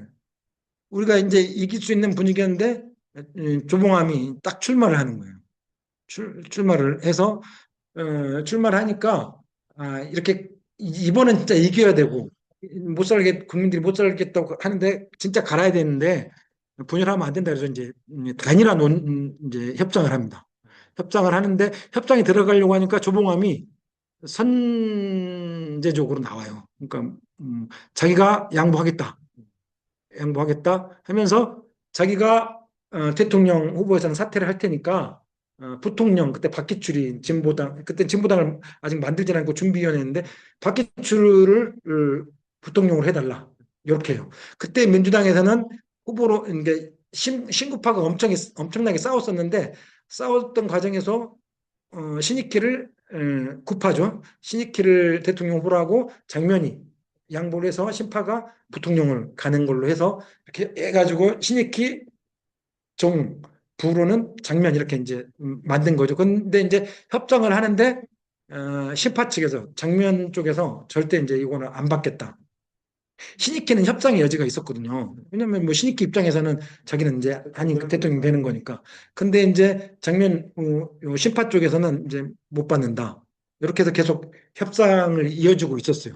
이어주고 있는데 딱 한 번 했는데 장면 쪽에서 이러니까 신익희 쪽에서 좀 더 시간을 갖고 논의를 한번 해보자. 이런 상황이었는데 이렇게 하고 신익희가 이제 한강 백사장 연설을 딱 하고 엄청난 30만이 모인 그뭐 분위기가 이길 수 있는 분위기였던 거지 막 백사장이 흑사장이었다 막 이러고 이럴 정도였으니까 그걸 딱 끝내고 어 익산입니까? 거기로 이제 일이 유세를 가는 기차 안에서 딱 죽잖아요. 그게 참 희한해요. 근데 갔다 와서 조봉암하고 다시 한번 만나기로 했다. 이런 얘기가 있어요. 만나기로 했는데 죽은 거예요. 그러니까 이제 협상은 무기로 돌아가고 이제 신익희가 그렇게 되니까 그래서 민주당이 이제 결정을 내려야 되는 이게 단일화가 어쩔 수 없이 이루어진 거예요. 대통령 후보는 이제 민주당은 없는 거예요. 그러면 이런 상황에서 민주당이 당연하게 대통령 후보는 조봉암 밀 것 같잖아요. 그래 대통령하고 그러면 니네 이제 부통령은 우리가 할게 이러면 협상이 끝나는 거잖아요. 근데 이제 민주당이 지금 이렇게 지금 민주당이 낸 성명이에요 이게. 예? 우리가 다시 이제 그러고 읽어보면 이제 민주당 입장이 뭔지 알겠죠. 니네 지지는 우리가 표명 못하겠다. 어? 그래 그 말은 뭐냐? 추모표 달라 우리 그냥 무효표 만들어서 우리 그 표는 추모표 신익 기준은 표로 이렇게 하라는 얘기예요. 그러니까 조봉하면 찍지 말아라. 요건 거예요. 그래서 후의를 기약하자. 뭐 이런 거거든요. 그렇게 해서 결과는 이제 추모표가 180만 표, 무효표가. 그다음에 조봉하면 100 몇만 표 없고. 어? 그런데 이것저것 어떤 그 분열되지 않고 선거운동이나 이런 것들을 함께 하고 이랬었으면 충분히 이길 수 있었다. 이 밑에 나오는 3대 대통령 선거에 있어서 내 판단에는 만일 자유분위기의 선거가 행해졌더라면 이 대통령이 받은 표는 200만 표 내외에 지나지 못하리라고 나는 판단합니다. 이 말을 누가 하냐면 조병옥이가 우리 당에서 했던 말이에요. 그러니까 자기들도 제대로 했으면 이겼다는 얘기예요, 사실은. 근데 이제 그렇게 해서 그렇게 했던 거예요. 이게 조봉암이 혁신이고 우리가 안 맞아서 이념적으로 우리가 안 맞기 때문에 그런 건지 조봉암이가 대통령 되는 꼴을 못 보겠다라고 하는 그런 어떤 기득권의 문제였는지 이런 것 음, 생각해 볼 필요가 있을 것 같아요. 어, 이때 장면 제가 생각할 때는 어, 민주당이 끝까지 양보 안 한 이유는 그랬을 것 같아요. 뭐냐면 그때는 그 부통령제였지 않습니까? 그때는 부통령이 고난대행이 아니라 대통령이 죽으면 부통령이 대통령이 되는 거예요. 그 이승만은 거의 80이니까 언제 죽을지 모르는 사람이에요, 사실은. 그러니까 부통령을 대통령이라고 생각하고 선거운동을 하는 거예요. 그 자리를 왜 우리가 포기하느냐 이런 거죠. 그래서 사실은 장면이 부통령이 되면 언제든지 대통령 될 가능성이 있다. 이렇게 보고 부통령을 대통령이라고 생각하고 선거에서 부통령을 만드는 그런 그때 그러면 됐어요. 그래서. 그래도 됐죠. 부통령은 장면이 됐죠. 근데 이승만이 훨씬 오래 살았어. 오래 살았죠. 어쨌건. 아마 나서도 몇 년을 더 살았어요. 그래서 거의 그렇죠. 90까지 살았으니까. 뭐. 그렇죠. 계속해서 나중에 이승만이 죽을 줄 모른다 이런 생각 때문에 부통령 자리 가지고 많이 싸워요. 사실은 부통령이고 대통령이라는 이런 전략적 판단이 되게 여러 가지 뭔가 패착을 낳게 하는 여러 가지가 있는데 이승만은 안 죽어요. 끝까지. 장수네 장수. 그 당시에 뭐 그렇게 음. 그래서 어떤 그 이념, 이 기득권의 문제를 자꾸 이념의 문제를 이렇게 가리면서 분열의 씨앗을 낳았던 적이 참 많았었다. 우리 당하는 그런 사례가 그런 경우가 있을 것 같습니다. 또 하나는 이제 먹을 게 많아지니까 반찬이 많으면 젓가락끼리 부딪힌다고 먹을 게 많아질 때 또 분열을 하는 이런 경우가 있습니다. 그 핵심적인 게 이제 언제입니까? 이거는 엄청나게 드라마틱한데 책을 읽어보시면 재밌는데 이제 그 혁명에서 이제 혁명 정권이 생겨난 겁니다. 4.19 혁명 이후에 뭐 4.19 일어난 장소가 여기예요. 여기 오는 길에 보면 요 앞에 표지판 있어요. 4.19 혁명 여기 장소라고 있어. 여기 표지판 있잖아요. 그러니까 서울시 위에 바로. 4.19 혁명이 일어나고 나니까 그럼 이제 뭐 해야 되겠어요, 그 당이. 집권을 해야지. 집권을 하고 이제 야 그래 막 그 국민들한테 피 흘리고 이랬으니까 감사하고 우리가 해야 되는데 국민들이 흘려주셔서 막 미안하고 죄송하고 막 이럽니다. 반성 다 하고 감사에 막 인사 쓰고 이번에 우리 민주당에서도 그 감사의 인사 국민들한테 했잖아요. 그게 이제 사실 4.19 때 민주당이 이미 했던 걸 우리가 이제 우리 그때도 했으니까 이번에도 감사 인사해야 된다 뭐 이런 건데 했으니까 이제 단결해서 잘해야 되잖아요. 근데 이제 되자마자 신파와 구파가 싸우기 시작해요. 되자마자. 되자마자 어떤 일들이 벌어지냐면 총선을 뭐 개헌을 먼저 할 건지 총선을 먼저 하고 개헌을 할 건지 아니면 과도정부로 갈 건지 아니면 과도정부 없이 막 총선을 먼저 할 건지 이런 게 이제 어떤 게 자기 파에 유리할지 막 계산 먼저 막 하는 거예요. 근데 이제 우파이 요청을 왜 심파 우파이? 민주당은 이제 아까 얘기할 때 통합할 때 이제 아까 얘기를 했었잖아요. 심파는 구파는 아까 얘기했던 한민당 애초에 이제 있었던 한민당 민국당 세력들 이런 사람들이 주로 이제 구파 역할을 하고 심파는 이제 그 흥사단 장면 쪽에서 들어오는 흥사단이나 여성계에서 들어온 사람들 그다음에 자유당 탈당파들 이런 사람들이 심파인데 심파들은 이제 좀 약간 개방적이기도 하고 단결이 잘 되죠 이제 단결이 잘 되고 그 다음에 약간 전략적인 태도들이 강하고 그 다음에 근데 이제 구파들은 약간 해왔던 대로 이제 자기들이 약간 이제 신파들 입장에서는 기득권 세력들이라거나 올드하다거나 막 이렇게 이제 몰아붙이는 건데 아무튼 그 파들이 계속해서 이제 민주당 당분간은 계속해서 그 어떤 분열의 양상으로 나타나는데 4.19 혁명 이후에도 이제 신구파가 엄청나게 싸우기 시작하는 건데 아무튼 이제 총선이 그렇게 하다가 총선으로 들어가는데 개헌해가지고 이제 총선이 들어가잖아요. 총선을 할 때부터 이제 신구파가 싸우기 시작합니다. 그래서 왜 신구파가 싸우기 시작하냐면 총선에서 이긴 파가 어떻게 됩니까? 내각제잖아요, 이미. 그러면 총선에 의석을 많이 확보하면 어떻게 되겠습니까? 정권을 쥐는 거죠. 정권을 잡는 거잖아요. 총리도 의회에서 뽑고 대통령도 의회에서 뽑으니까 모든 권력을 다 갖게 되는 거예요. 그러니까 이제 의원을 내려고. 많이 내야 되는 거예요. 그러니까 이제 신구파가 따로 선거본부를 차려요. 된다. 같은 당인데 당에서 공천해줘도 공천에서 떨어졌어도 자기 파 그냥 사람 내버리고 막 이런 식으로 이제 출마시켜버리고 거기 가서 자기들이 따로 선거운동 해주고 막 이러면서 선거 캠프도 짜고 당선되면 입당시키면 입당시키면 되니까 그럼 아니요 그때는 자기 당으로 그냥 나가버려요. 한 당에 두 당에 나가고 그러면서 이제 캠프를 따로 차려요 캠프를 이런 식으로 그러면서 이제 후보들 입장에서는 야 저렇게 해서 내가 당선되면 이게 괜찮아? 막 이렇게 의구심이 들 거 아니에요. 그러니까 이렇게 불안해하는 사람들이 있으니까 국파 쪽에서 걱정 마라. 당선되고 나면 우리 분당할 거다 이런 얘기까지 해요. 당 따로 차릴 거다.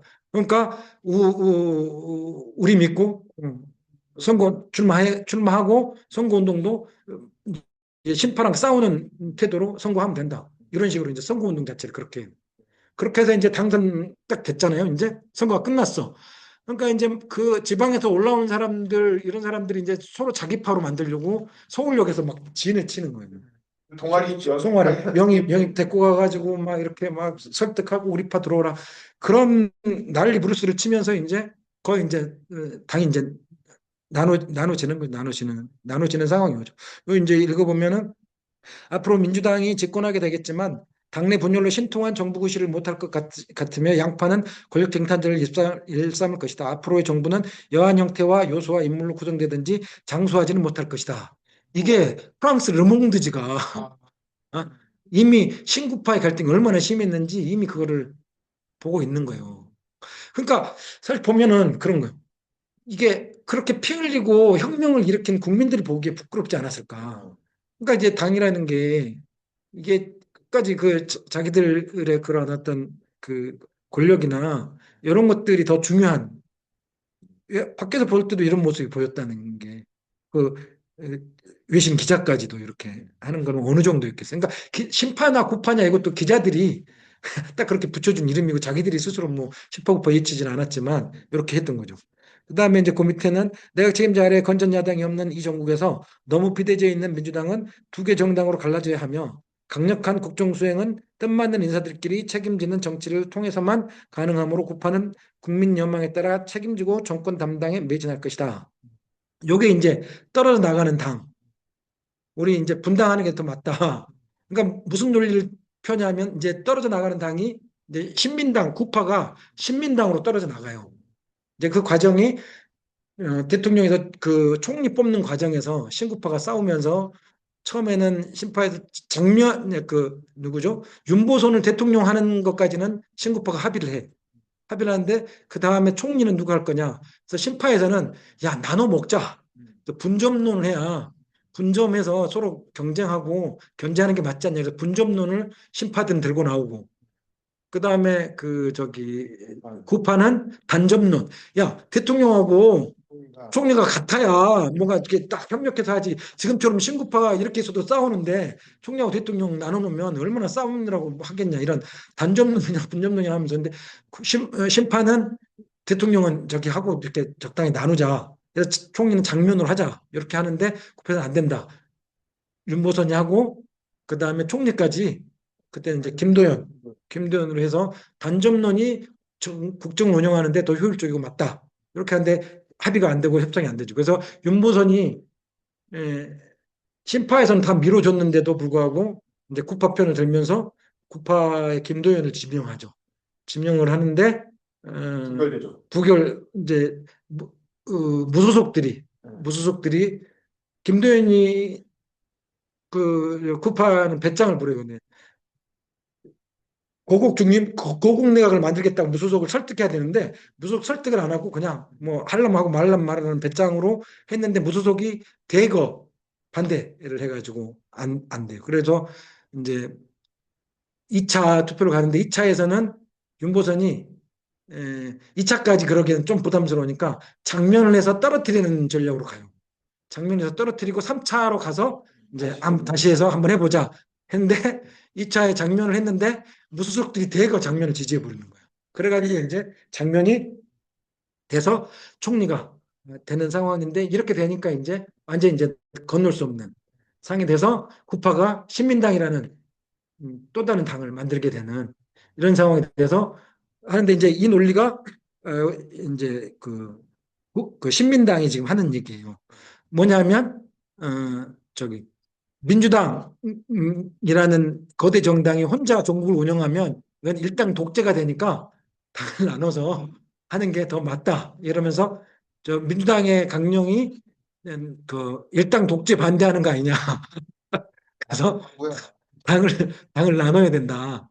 이렇게 해서 이제 자기들이 이제 그러니까 하면서 사실 야당보다 더 세게 이제 민주당을 공격하기 시작하면서 이제 뭐 이게 민주당이 정권을 운영하기 좋지. 그러니까 당시에 보면은 뭐 언론이 반대하고 뭐 누가 제야가 반대해서가 아니라 당내에서 신민당의 그 반대나 저기가 훨씬 당해갖고 나는 그래서 혁명을 통한 민주당 권력이 망하는 데는 혁명을 내놓는 데는 그다음에 쿠데타로 정권을 빼앗기는 데는 당내 분열이 결정적인 원인이었다. 요거를 좀 반성하고 성찰할 필요가 있는 것 같아요.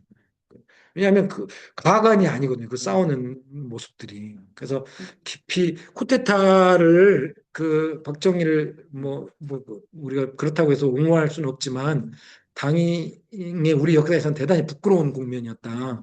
이렇게 국민들 보기에 정말 부끄러운 순간이었다 이런 생각이 듭니다. 그 다음에 이제 당의 분열 양상 중 핵심적인 게 이제 우리 당이 분열할 때 제일 많이 이제 그 분열했던 그 양상이 강경이냐 온건이냐라는 이 투쟁의 방식 가지고 분열하는 상황들이 되게 많이 벌어져요. 그러면서 이제 이제 여기서 끼어드는 게 이제 사쿠라라는 말이죠. 이제 온건론을 외치면 저 의심하기 시작하는 거죠. 지금은 수박. 수박. 그때는 아, 사쿠라. 사쿠라 뭔지 알아요? 사쿠라 무슨 뜻인지 알아요? 사쿠라는 일본의 꽃. 꽃. 그게 사쿠라예요. 원래 사쿠라 이제 벚꽃이어서 뭐 쉽게 지고 막 이랬다는 건데 원래 그 사쿠라인가 뭐 내가 일본을 잘 몰라서 근데 내가 알기로는 이게 말고기라는 뜻이 있다고. 말고기를 그냥 그러니까 양두구육처럼 뭐예요? 양두구육처럼 말고기를 고기처럼 그냥 고기처럼 판대도 속임수 속인다 뭐 이런 또 있고. 의미도 있다고 이제 얘기는 하는데 아무튼 온건론을 주장하면 뭔가 결탁되어 있는 것 같아요. 이런 걸로 이제 몰아붙지. 그래서 사실은 전 얘기 답답한 게 이건 투쟁 방식인 거거든요. 투쟁 방식은 이럴 수도 있고 저럴 수도 있는 거예요, 사실은. 그래서 그 투쟁 방식에서는 논의하면 되고 논쟁하면 되고 무엇이 더 현실에 맞는 것인지는. 근데 이게 왜 분열의 결정적인 원인이 되었는지 모르겠어요. 그러니까 그 우리 저 헌법 순간 아니 저 민주당 역사 보면 정말 이 안타까운 순간이 이 싸움 그리고 결국 이것 때문에 분당하는 이런 거예요. 자 봅시다. 우리 당 안에 속칭 사쿠라가 있다는 풍설을 그대로 둔 채 당의 대표 자리에 머물 수가 없다. 스탈린과 당을 같이 할지언정 진상과는 같이 할 수 없다. 이제 이게 이제 진산파동, 1차 진산파동이라는 것이 생기는 유진산이라는 사람, 유진산 사람과 윤보선이 그러니까 이제 그 저기 하는 과정에서 생기는 건데 그 밑에가 이제 윤보선의 입장하고 유진산의 입장이야. 그러니까 그 당시 야당이 그전까지 계속해서 여당과 싸우면서 선명성만 주장하는 게 맞냐 그러냐 이제 이런 논쟁인 건데 윤보선은 야당이면 선명해야 된다 이제 이런 논리예요. 외국의 야당은 정책 대결을 할 수 있지만 우리나라에서는 누가 애국적이고 양심적이며 누가 비애국적이고 비양심적인가의 대결이다. 저런 여당을 두고 저런 독재 권력을 두고 정책인이 타협인이 이렇게 얘기하는 건 사꾸라다 이런 거예요. 이제 밑에는 이제 그 진산의 입장입니다. 정부나 집권당의 독설만을 퍼붓고 그 정권이 전복되기만을 바라며 정치인이 정치투쟁 이외의 어떤 작용에 의해 정권이 오기를 바라는 것은 가치 없는 일이다. 가치 없는 일이다. 이제 이렇게 강경과 온건의 명분들을 얘기를 해요. 근데 이제 여기에 끼는 게 아까 얘기했듯이 정계 개편이나 이런 거 하면서 여당이나 정권과 결탁한 거 아니냐라는 그 논리가 끼어들기 때문에 이게 또 단순한 논리가 또 유진선은 또 본인 처신이 좀 이상해요. 또 그렇죠. 지역구를 자기 지역구를 포기하고 그게 이제 비례로 가면서 2차 진산 파동에 나오는 건데 그게 이제 1차 진산 파동 할 때는 이제 그 적인 거죠. 그 뭐죠? 그저 언론 무슨 법이죠? 언론 그게 언론윤리위원 이게 그렇죠. 그 63 그 저기 뭡니까? 한일협정. 한일협정을 할 때 63 이제 그 봉기가 있었지 않습니까? 항쟁이 있었지 않습니까? 근데 그때 63 또 비상 계엄령을 내리잖아요. 그 계엄령을 이제 해제하라고 국회가 계속 요구하는데 계엄령을 해제해 주는 대신에 그 박정희가 하나 이제 타협안을 제시하죠. 언론을 틀어주겠다. 이게 이런 63 항쟁이나 이렇게 생기는 이유가 야당 문제가 아니라 언론들이 너무 그 거짓 선동이나 이런 걸 한다. 그래서 언론을 통제하는 게 더 선차적인 문제겠다 그래가지고 언론 통제할 수 있는 언론 그 뭡니까 그 여기 있죠. 언론윤리위원회법 이거를 통과시켜 주는 거랑 맞바꾸는 걸로 해요. 그런데 이제 윤보선은 그 당시에가 이제 그 윤보선의 그때 당이 이제 61년에 쿠데타를 일으키면서 민주당은 이제 저기 해산되는 겁니다. 해산되고 63년에 다시 이제 해금되고 정치인들 정치 활동을 다시 하게 해주면서 당이 새로 생겨나는 야당이 민정당. 그때 민정당은 그 민주정의당에서 나오는 그 민정당이 아니라 군정에 반대되는 민정당이고 그다음에 재건민주당 그러니까 민주당 윤보선은 민정당이었고 박순천이나 이런 신파들은 민주당으로 모여 있었죠. 근데 그 민정당은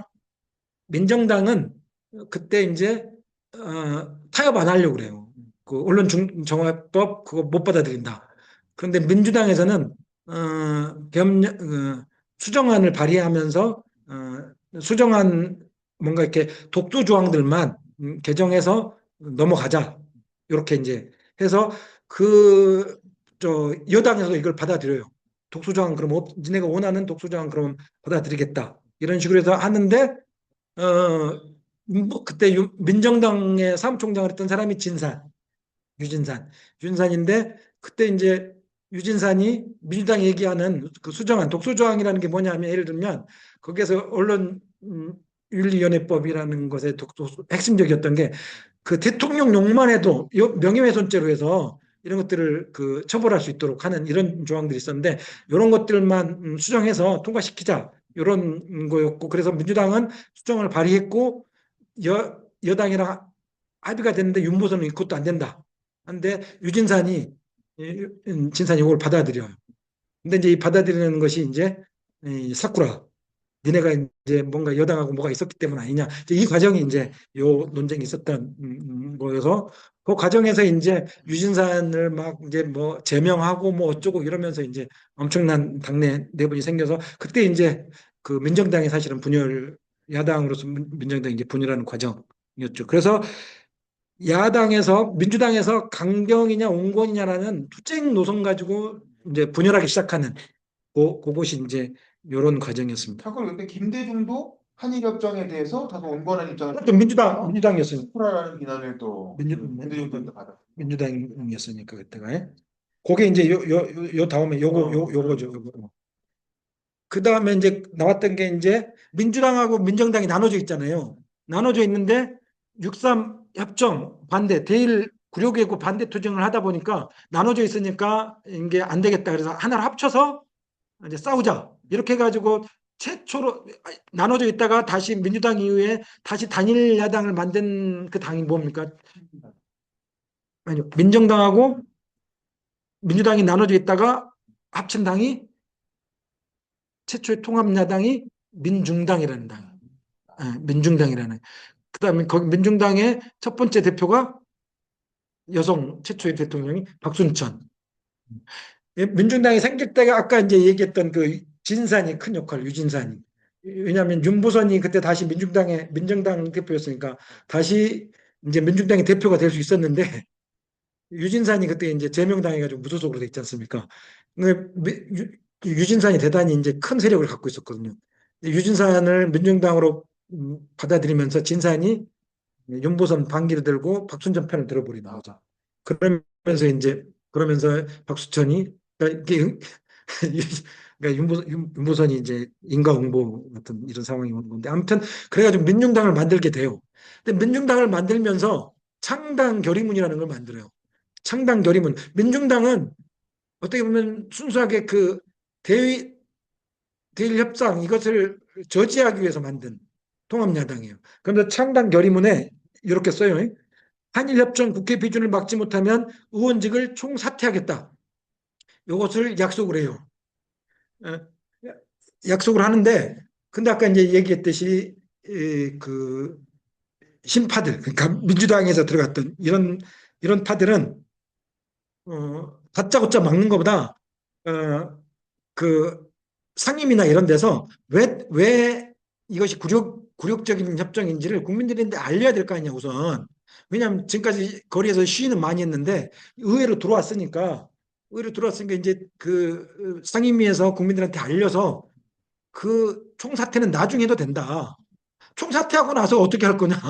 이런 게 있었던 국민들에게 먼저 소상하게 알리고 논리적으로 싸워야 된다. 지금 의회에서. 그래서 현 의회 투쟁 후 뭐 이제 사퇴 이런 해서 이제 김대중 대통령이 아까 얘기했던 대로 김대중 대통령의 주요 그 논리로 얘기를 하죠. 준비를 잘해야 된다 우리가. 그래서 의회에서 조목조목 싸워서 야당의 힘을 보여야 된다 이제 이런 논리로 계속하죠.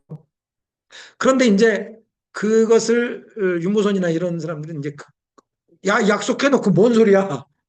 어? 왜 저기 하기로 하는 거 아니냐? 이렇게 가는 거죠. 그래서 먼저 이제 사퇴를 먼저 선차적으로 해야 된다는 거예요. 본인은 매국적인 한일 조약 비준 동의를 저지 못한 책임을 느끼고 국회의원직을 사직하나이다. 이제 이렇게 그게 이제 본회의로 올라오는 과정이었으니까 이제 그때 이제 여기에서 이제 그 논란이 있었던 상황도 알아야 되는데 의원직 사퇴가 그때는 의원직을 사퇴하려면 헌법적으로 어떻게 돼야 되냐면 당을 해산하거나 당을 탈당해야 돼요. 이게 사퇴를 해서 뭐 의회다 제출만 한다고 해서 이게 되는 게 아닌 상황인 거거든요.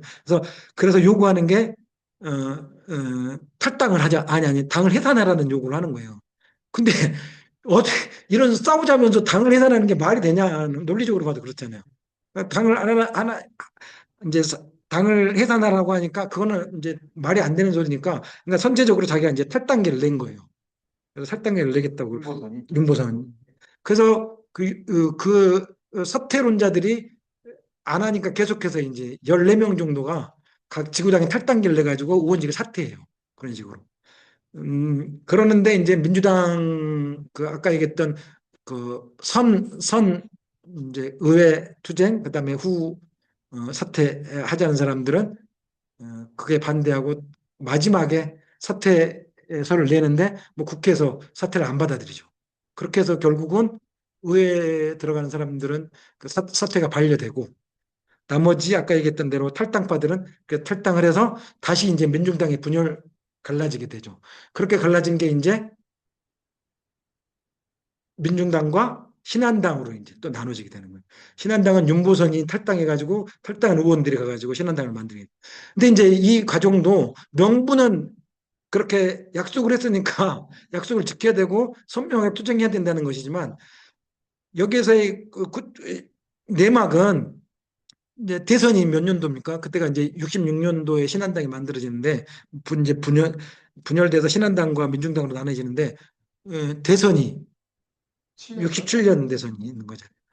그러니까 이제 사실은 그 민중당 사람들은 윤보선이 다시 한번 대선 후보 해보고 싶어서 그런다라는 생각이 있었고 실제적으로 신한당을 만들자 말자 윤보선이 대표가 되고 대선 후보로 지명이 돼요.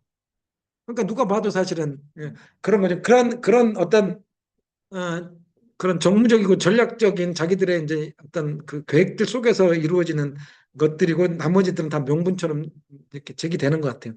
근데 왜냐하면 그 이후에 이제 진행되는 꼴을 보면 그래요. 사실은 그래 신한당하고 민중당으로 나눠졌다가 다시 통합하는 당이 무슨 당입니까? 신민당. 그렇죠. 이제 그때는 앞자를 따가지고 신한당의 신자랑 민중당의 민자를 따가지고 신민당이라는 얘기를 하는데 그 신민당 만들 때 누구를 그 영입해가지고 그 당대표를 세웁니까 그때 제 상무를 세워야 우리가 이긴다 그래가지고 제 상무를 데려오죠. 그때 모셔온 사람이 책들 아니죠. 유진호? 그렇죠. 음. 유진호 총장, 고려대 총장을 유진을 데리고 와가지고 그러니까 데리고 올 때는 뭐겠어요? 당대표 하려고 데리고 왔겠어요? 대선 후보 그 약속하고 데리고 온 거예요. 근데 윤보선이 계속 강짜를 부리는 거예요. 응? 그러니까 만약에 그런 어떤 대선 후보에 대한 욕망이나 욕심이 아니었다면 마지막에 이상한 논리들을 하면서 결국은 자기가 이제 또 한 번 저기 대선 후보가 되죠. 그 과정이 이제 아주 드라마틱해요, 드라마틱. 그러니까 그 결국 그런 상황을 보면 약속이냐 실리냐 이런 것들이 참 부끄럽게도 명분이지 내막을 보면 그런 것들이 결국은 분열의 원인으로 작용하더라 이런 것들을 좀 아실 필요가 있을 것 같습니다. 그 하면서 맨 마지막에는 우리는 마키아벨리즘을 정치로 하는 무리들과 결별 선명 정직한 민족적 이념 야당이 출범하면 이에 전원 개인 자격으로 참여키로 한다. 이게 이제 윤보선이 마지막에 이제 얘기하면서 신헌당을 창당하면서 했던 얘기들인데 지나고 나서 역사를 반추해 보면 그런 말들이 다 그런 명분이더라. 서로 나가기 나가기 위한 명분들로 작용하게 하더라. 근데 지금도 그런 흐름들이 계속 반복되잖아요, 사실은. 탈당하면서 내놓는 말들이나 이런 걸 보면은 결국 자기가 대선 자기 출마하려고 하는 그런 이런 그런 역사에서 지나고 나면 아, 그런 거구나라는 걸 역사를 알아야 그런 것들이 어떤 행보들인지 뭘 알 수 딱 보면 알잖아요. 그게 이제 그 사람의 개인적인 성향이 아니라 역사적으로 보면 그런 식의 선택들을 했던 것들을 알 수 있는 거죠. 여기서 이제 구상유치냐 낡은 구태냐 이런 것들 아까 얘기했던 이제 2차 진짜 진짜. 진산파동 같은 경우에가 이제 이런 거죠. 여기 이제 근거 없이 당수를 파렴치범으로 전락시켜 놓고 당권을 가로채겠다는 수법을 바로잡은 뒤에 물러나겠다. 이제 이게 유진산이 한 얘기인데 2차 진산파동 같은 경우에는 이제 그 김대중 그 40대 기수론을 내세워가지고 김대중이 70년에 신민당 대선 후보가 되잖아요. 예, 대선 후보 해가지고 엄청난 돌풍을 일으키면서 71년 대선을 하게 되고 그때 이제 40대 기술론을 들고 나오니까 그 신민당의 그 구파들, 나이 드신 분들이, 그땐 다 신민당의 주류는 60대 이상들이었어요. 그 사람들이 이제 그런 그 40대들, 그러니까 김대중 대통령이나 김영삼 이런 사람들한테 구상 유치, 그러니까 이제 세대적 갈등이 이제 있었던 거예요. 세대적 갈등. 구상 유치하다. 세대 갈등을, 니네들은 경륜도 없는 사람들이 세대 갈등, 세대 바꾸자고 얘기하는 건 옳지 않다. 뭐 이러면서 이제 얘기하는 거고. 근데 71년 대선을 우리가 치고 바로 이제 총선이 있잖아요. 총선을 할 때 유진산이 영등포 갑이었는데, 유진산이 막 그 명부 작성 막 이런 거 하는데, 이제 대통령 후보였으니까 사실은 그 총선을 지휘하다시피 하는 사람인데, 어 협상을 해가지고 명부를 작성하는데 끝까지 유진산이 막 그 명부를 안 내놓는 거예요. 그러다가 선거 등록 막판에 자기가 명부를 등록시키는 거예요. 알고 봤더니 자기가 그 지역구를 포기한 거예요. 포기하고 비례로 나가는 거예요. 알고 봤더니 거기에 누가 나오냐면 공화당이죠. 공화당의 그 박정희의 처조카 사위, 유경수의 가위가 나옵니다. 이경수의 처조카의 사위가 나온 거예요. 그러니까 당원들이 난리 나는 거죠. 그러니까 팔아먹었다는 거죠. 그리고 실질적으로 당수면은 그 비례대표가 아니라 한 석이라도 더 가져오는 게 적이었는데, 그래서 난리가 났는데, 이제 서로 이제 그 뭐 당이 이렇게 저기 하는 과정에서 김대중 대통령이 얼마나 이제 화가 나고 이러고 있으면 막 이렇게 하고, 너 막 팔아먹었다 막 이러면서 이제 요 밑에가 이제 김대중 대통령이 얘기하는 거예요. 유당세 오개천 지역구 포기로 당을 사지로 몰아놓고 그것이 당내 파쟁의 소산인 양 돌리려 하는 것은 국민을 우롱하는 처사다 막 이러면서 싸우는데, 그래도 총선해야 되니까 서로 양보를 하고 해요. 타협을 하는 과정에서 다행히 총선을 이겨요, 우리가. 이제 더 이긴 게 아니라 거의 균형에 가깝게 이제 우리가 많은 의석을 가져와요. 그러니까 이제 유준산이 살아나는 거죠, 다시. 완전히 졌으면은, 예? 책임론에 휩싸일 텐데, 하니까 봐봐라. 더 이길 수 있었을 텐데, 이제 김대중이나 니네가 괜히 이런 일 일으켜가지고 이런다. 이제 이러면서 이제 이 사건이 일어나가지고, 김대중 대통령이 이런 것과 이제 내분이 일어나서 법적인 다툼 이렇게까지 가고, 막 이제 뭐 당이 거의 누구의 책임이냐 놓고 가고 이러다가 이제 뭐 그 전당대회를 막 따로 하고 막 이런 일들이 이제 벌어지는 과정에서, 예, 여기서는 이제 깡패들은 아닌데, 아무튼 법정 투쟁으로 가는 과정에서 지금 있는 저 당수를 인정하냐 못하냐 뭐 이런 법정 다툼이 이제 가처분 신청을 해놓고, 법원 재판이 10월 12일 날 법원에서 이제 판결이 내려질 찰나에 10월 유신이 그때가 17일인가 18일 날 이제 딱 일어나는 거예요. 그러니까 박정희가 유신을 준비하고 있는 상황에 당 그렇게 싸우고 있었던 거예요. 그러니까 쉽게 얘기하면 이게 보면, 그러니까 항상 저 여당이나 이런 것들이 뭔가 자기들의 권력을 강화하려고 이렇게 하고 있는 과정에도 우리 당은 계속 이렇게 싸우고 있었던 역사들을 보면은 참 그런 것도 참. 이제 그 다음엔 또 우리가 이제 하는 게, 아까 얘기했던 사쿠라, 그러니까 저기 뭐냐 강경이냐 온건이냐 이런 싸움 속에서 사쿠라라고 의심하는 과정이 있었지만, 실질적으로 협잡을 하고 실질적으로 그 유혹에 넘어갔던 상황도 많았었다는 거예요. 대표적인 게 이제 누굽니까, 이철승이 이제 당대표가 돼서 했던 행위들, 이런 과정들을 보면 이제 본 거죠. 이철승이 이제 76년도에 이제 저기가 당대표, 아니 저기가 되잖아요. 이제 당대표가 돼가지고 선명투쟁을 해왔던 김영삼한테 이겼는데, 그 사람이 내세운 게 참여 속의 개혁이라는 거예요. 참여 속의 개혁이라는 얘기를 하면서 이제 그 논리가 이런 겁니다. 본인은 교회에 있을 때마다 참여의 개혁을 주장한 바 있습니다. 정치가 이상을 추구하되 현실을 요리하는 작업일진데 참여를 부정하는 정치는 이미 정치의 차원을 넘어서 혁명 아니면 전쟁이 될 수밖에 없는 것입니다. 이 얘기는 아까 유진산 얘기했던 대로 옹군론의 입장이라고 우리가 받아들일 수도 있을 것 같아요. 그런데 이 사람은 한 발 더 나가 있어요. 보면은 그 밑에 봐봐요. 한국은 자유민주주의와 안보의 균형을 유지하는 것이 중요하다. 한국의 자유는 그 유무가 문제가 아니라 레벨의 문제다. 지금 무슨 말이냐면 한국은 자유민주주의 국가고 자유가 보장되어 있다. 자유가 있대. 근데 레벨이다. 그러니까 그 레벨은 우리 그 나라의 처지, 즉 우리는 남북이 갈려져 있기 때문에 그 레벨이 약간 낮을 뿐이다. 어? 그런데 불구하고 자유민주주의가 굳건하고 우리는 그 굳건하기 때문에 자유민주주의 체제, 지금 정부가 추구하려고 하는 자유민주 체제 안에 참여해, 근데 참여 속에 앉아있는 그 참여해야 된다. 그러니까 지금의 체제에 참여해야 된다라는 거예요.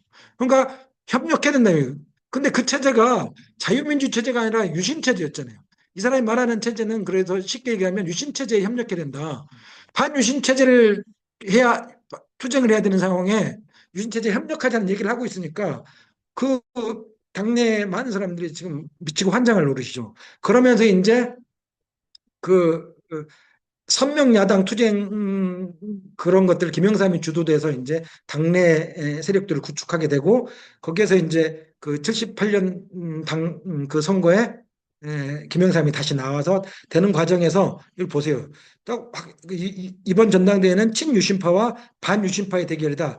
이 얘기는 그때 이제 그 정치에 나서지 않고 있던 김대중 대통령이 김영삼을 지지하면서 하신 말씀이에요. 그러면서 김영삼 지금 그 당내 주류 세력은 친유신파다라고 규정을 하고 이 상황은 지금 온건과 강경의 싸움이 아니라 지금 정부에 투항한 세력과 그것과 싸우려는 세력의 싸움이다라고 한 그러니까 그런 상황도 분명히 있다는 거예요. 우리 당의 분열의 과정에서는 있었고 그런 게 있었다. 그래서 이런 과정에서는 야당이라는 어떤 역할을 해야 하는 것인가라는 입장을 분명히 갖고 있어야 될 순간에 요 야당성을 잃어버린 야당해야 할 역할마저 잃어버리는 그런 상황도 우리 당의 역사에는 분명히 있었고 이것이 분열의 씨앗이었던 상황도 분명히 있었다라는 것을 알 필요가 있었고 그 이후에도 그리고 앞으로도 이런 상황은 얼마든지 있을 수 있다.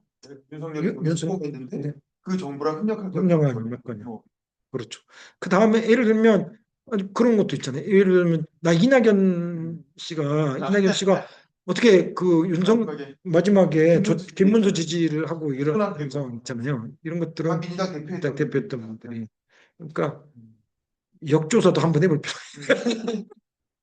필요가 있어요. 아무튼 간에 그런 유혹과 협잡이 분명히 있었던 역사가 있었다. 자, 그래서 이제 마지막인데 분열을 했었어요. 근데 또 이런 경우도 있었어요. 그러니까 아름다운 분열이라는 게 그래서 분열이 뭐 부정적이고 안 좋은 것만 아니라 역사 돌아놓고 보면 결국 그래도 성공했던 분열했어 그런 결과를 낳아서 잘된 분열도 있지 않냐. 그래서 그런 경우는 잘된 걸로 평가를 해야 되느냐. 어? 그러니까 사고적으로 봤을 때 그랬고 그렇기 때문에 그런 분열은 음, 할 만한 분열이었고 할 필요도 있었다 뭐 이런 생각을 해볼 필요가 있는 그런 상황이 있었을까 아름다운 분열이라는 것이 있을까 아니면 분열 자체는 어떤 결과를 낳더라도 잘못된 것인가 난 중요한 문제라고 생각해 왜냐하면 정당의 안정성 이것은 지켜야 되는 가치인 것인지 아니면 정당을 정말 할 수 없다면 당을 깨서라도 뭐 해야 되는 것인지 이런 것들은 한번 생각할 필요가 있는데 그런 경우를 우리가 이제 나오지 않았지만 아까 유진호가 했던 그 신민당이 스스로 해체하면서 다시 신민당을 만들었던 경우가 있었거든요. 근데 박정희가 삼선 개헌을 하려고 할 때 우리 당 안에 세 명이 변절을 해가지고 저쪽 어, 편성을 하겠다라고 선언을 한 세 명이 있었어. 근데 세 명이 저쪽을 지지해버리면 그 삼선 개헌이 통과될 수 있단 말이에요. 그래서 저 사람들을 의원직을 박탈하도록 사퇴시키려면 아까 말했던 대로 당을 해산해야 돼요. 지네들이 탈당을 안 하면 뭐 탈당 안 하겠죠. 그래서 저 사람들 의원직 사퇴하게 만들려고 우리 스스로가 당을 없애버렸어요.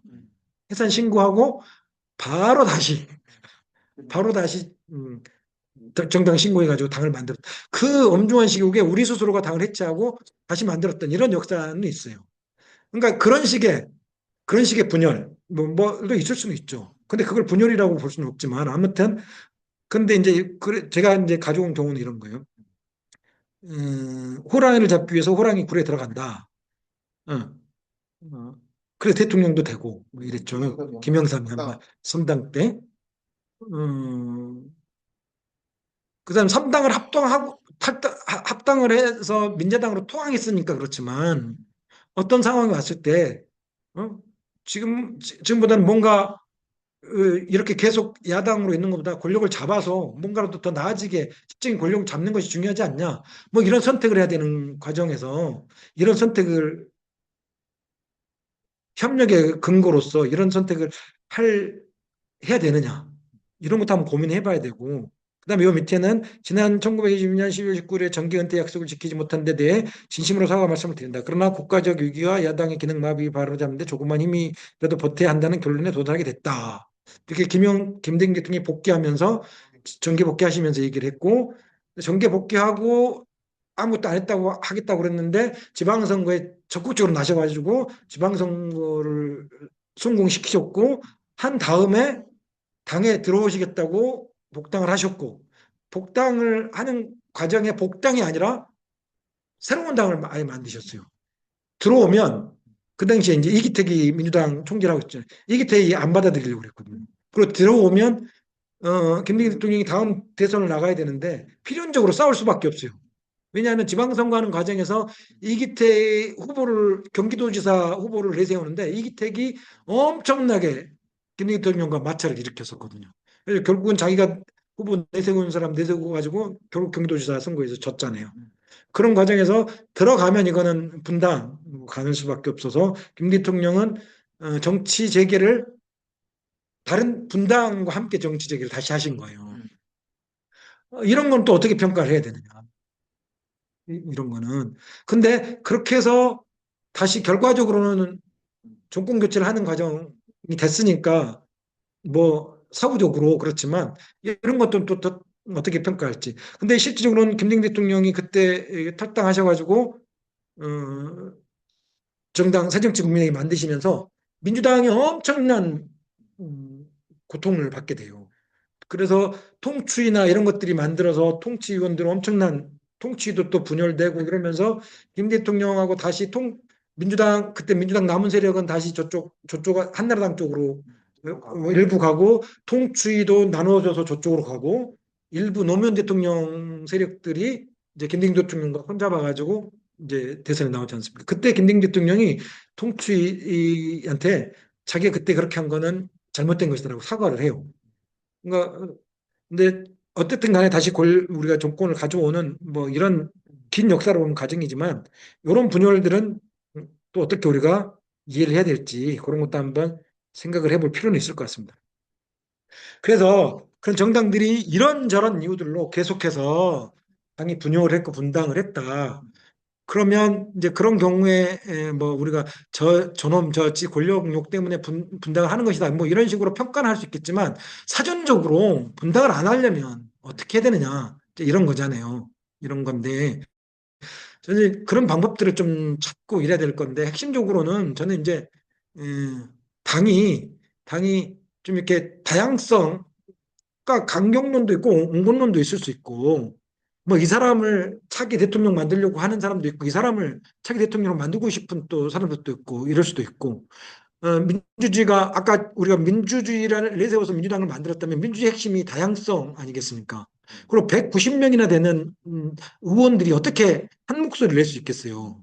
그러면 실질적으로는 이 한 목소리를 어떤 당론이라는 것으로 주눅들게 해서 다 같이 따라오라고 사실은 지금 우리 당의 나는 행태는 그런 거라고 나는 생각을 하는데 실질적으로 우리 당이 70년의 역사에서 계속해서 분열했던 핵심은 저는 이 화이부동 하지 못했던 것. 즉, 다양성이 있을 수밖에 없다는 게 민주주의의 조건이고 정치의 조건인데 정치는 그 다양성이라는 그 조건을 어떻게 조화롭게 만들 것인가가 정치인데, 그런 민주주의인데, 민주당이 실질적으로 그런 민주적 행태를, 민주적 그 정치를 하지 못했다는 게 당내의 그 분열의 역사가 극명히 드러냈던 거 아니냐. 그렇다면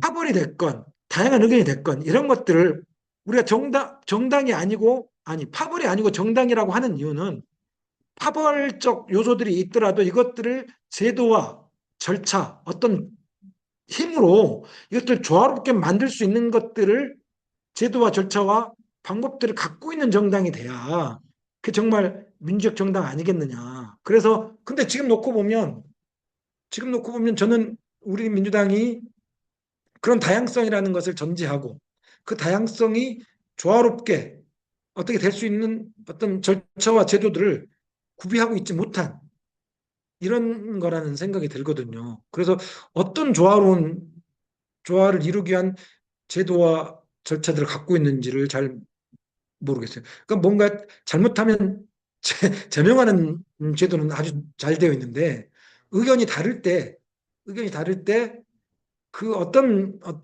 그 조화롭게 할 수 있는 것인가. 그래서 나는 사실은 당내 당이 있어야, 저는 당내 당 그러니까 예를 들어서 우리 당이 다른 당과 싸우는 게 아니라 우리 당이 우리 당내에서 싸우는 거예요. 그래서 그것이 잘 좋은 결과, 좋게 조화로를 가져오면 우리 당이 모든 의견을 다 가져와 버리는 거예요. 사실은 그것이, 저는 우리 당이 장기 집권할 수 있는 좋은 방법이라고 생각하거든요. 사실은 한 가지 의견이 있으면 반대가 있을 수밖에 없고, 그 반대를 밖에서 하면 국민들이 그렇게 선택하는 것보다 우리가 다양한 국민들의 목소리를 우리 당이 다 가져와서, 우리 당이 뭐 물론 뭐 다른 당이 있으면 좋긴 좋겠지만 우리 당이 조금 그래도 조금 더 집권을 계속하고 싶고 이렇다면 그 방법도 나는 방법이라고 생각하거든요. 저는 그래서 뭐 일본의 자민당이 뭐 좋은 당은 아니지만 자민당이 여러 가지 그 파벌적 요소들을 잘 조화롭게 만드는 것이 어떤 의미에는 자민당이 오래 집권하는 어떤 그 정치적 어떤 방법도 있다고 보거든요. 그런 맥락에서는 자민당처럼 하자는 게 아니라 최소한 화이부동할 수 있는 절차와 제도들은 좀 갖고, 다양한 의견들이 그럼 이렇게 뭔가 조화롭게 만들 수 있도록 당이 좀 그 민주적 노력들을 좀 하면, 우리가 지금까지의 어떤 분열을 해왔던 역사에서 좀 한 건 더 나갈 수 있는 당이 되지 않을까, 좀 이런 생각이 듭니다. 예. 이걸로써 제 강의를 마치면서 그 민주당의 역사가 두꺼워서 읽기 힘드시겠지만 꼭 읽어주시고, 그 김대중 대통령이 항상 하셨다는 말씀이, 그 당을 사랑하는 사람은 당의 역사를 알아야 된다, 이런 말씀을 항상 하셨다고 해요. 그러니까 하고 또 당원이 아니시더라도 민주당을 좀 사랑하는 마음으로, 당이, 민주당이라는 당이 이런 어떤 슬프고 아니면 기쁘고 이런 여러 가지 시간을 보내왔구나, 이런 걸 좀 이해해 주셨으면 감사하겠습니다. 이상으로 강의를 마치도록 하겠습니다. 감사합니다. 이쪽으로 감사합니다. 바꾸시고 하겠습니다. 이게 뭐 강의가 아직 끝난 게 아니고 1강이 끝난 거니까요. 우리 다음 주와 다다음 주에 또 마저, 이 책이 워낙 두꺼운 내용이라 마저 또 다뤄보도록 하겠습니다.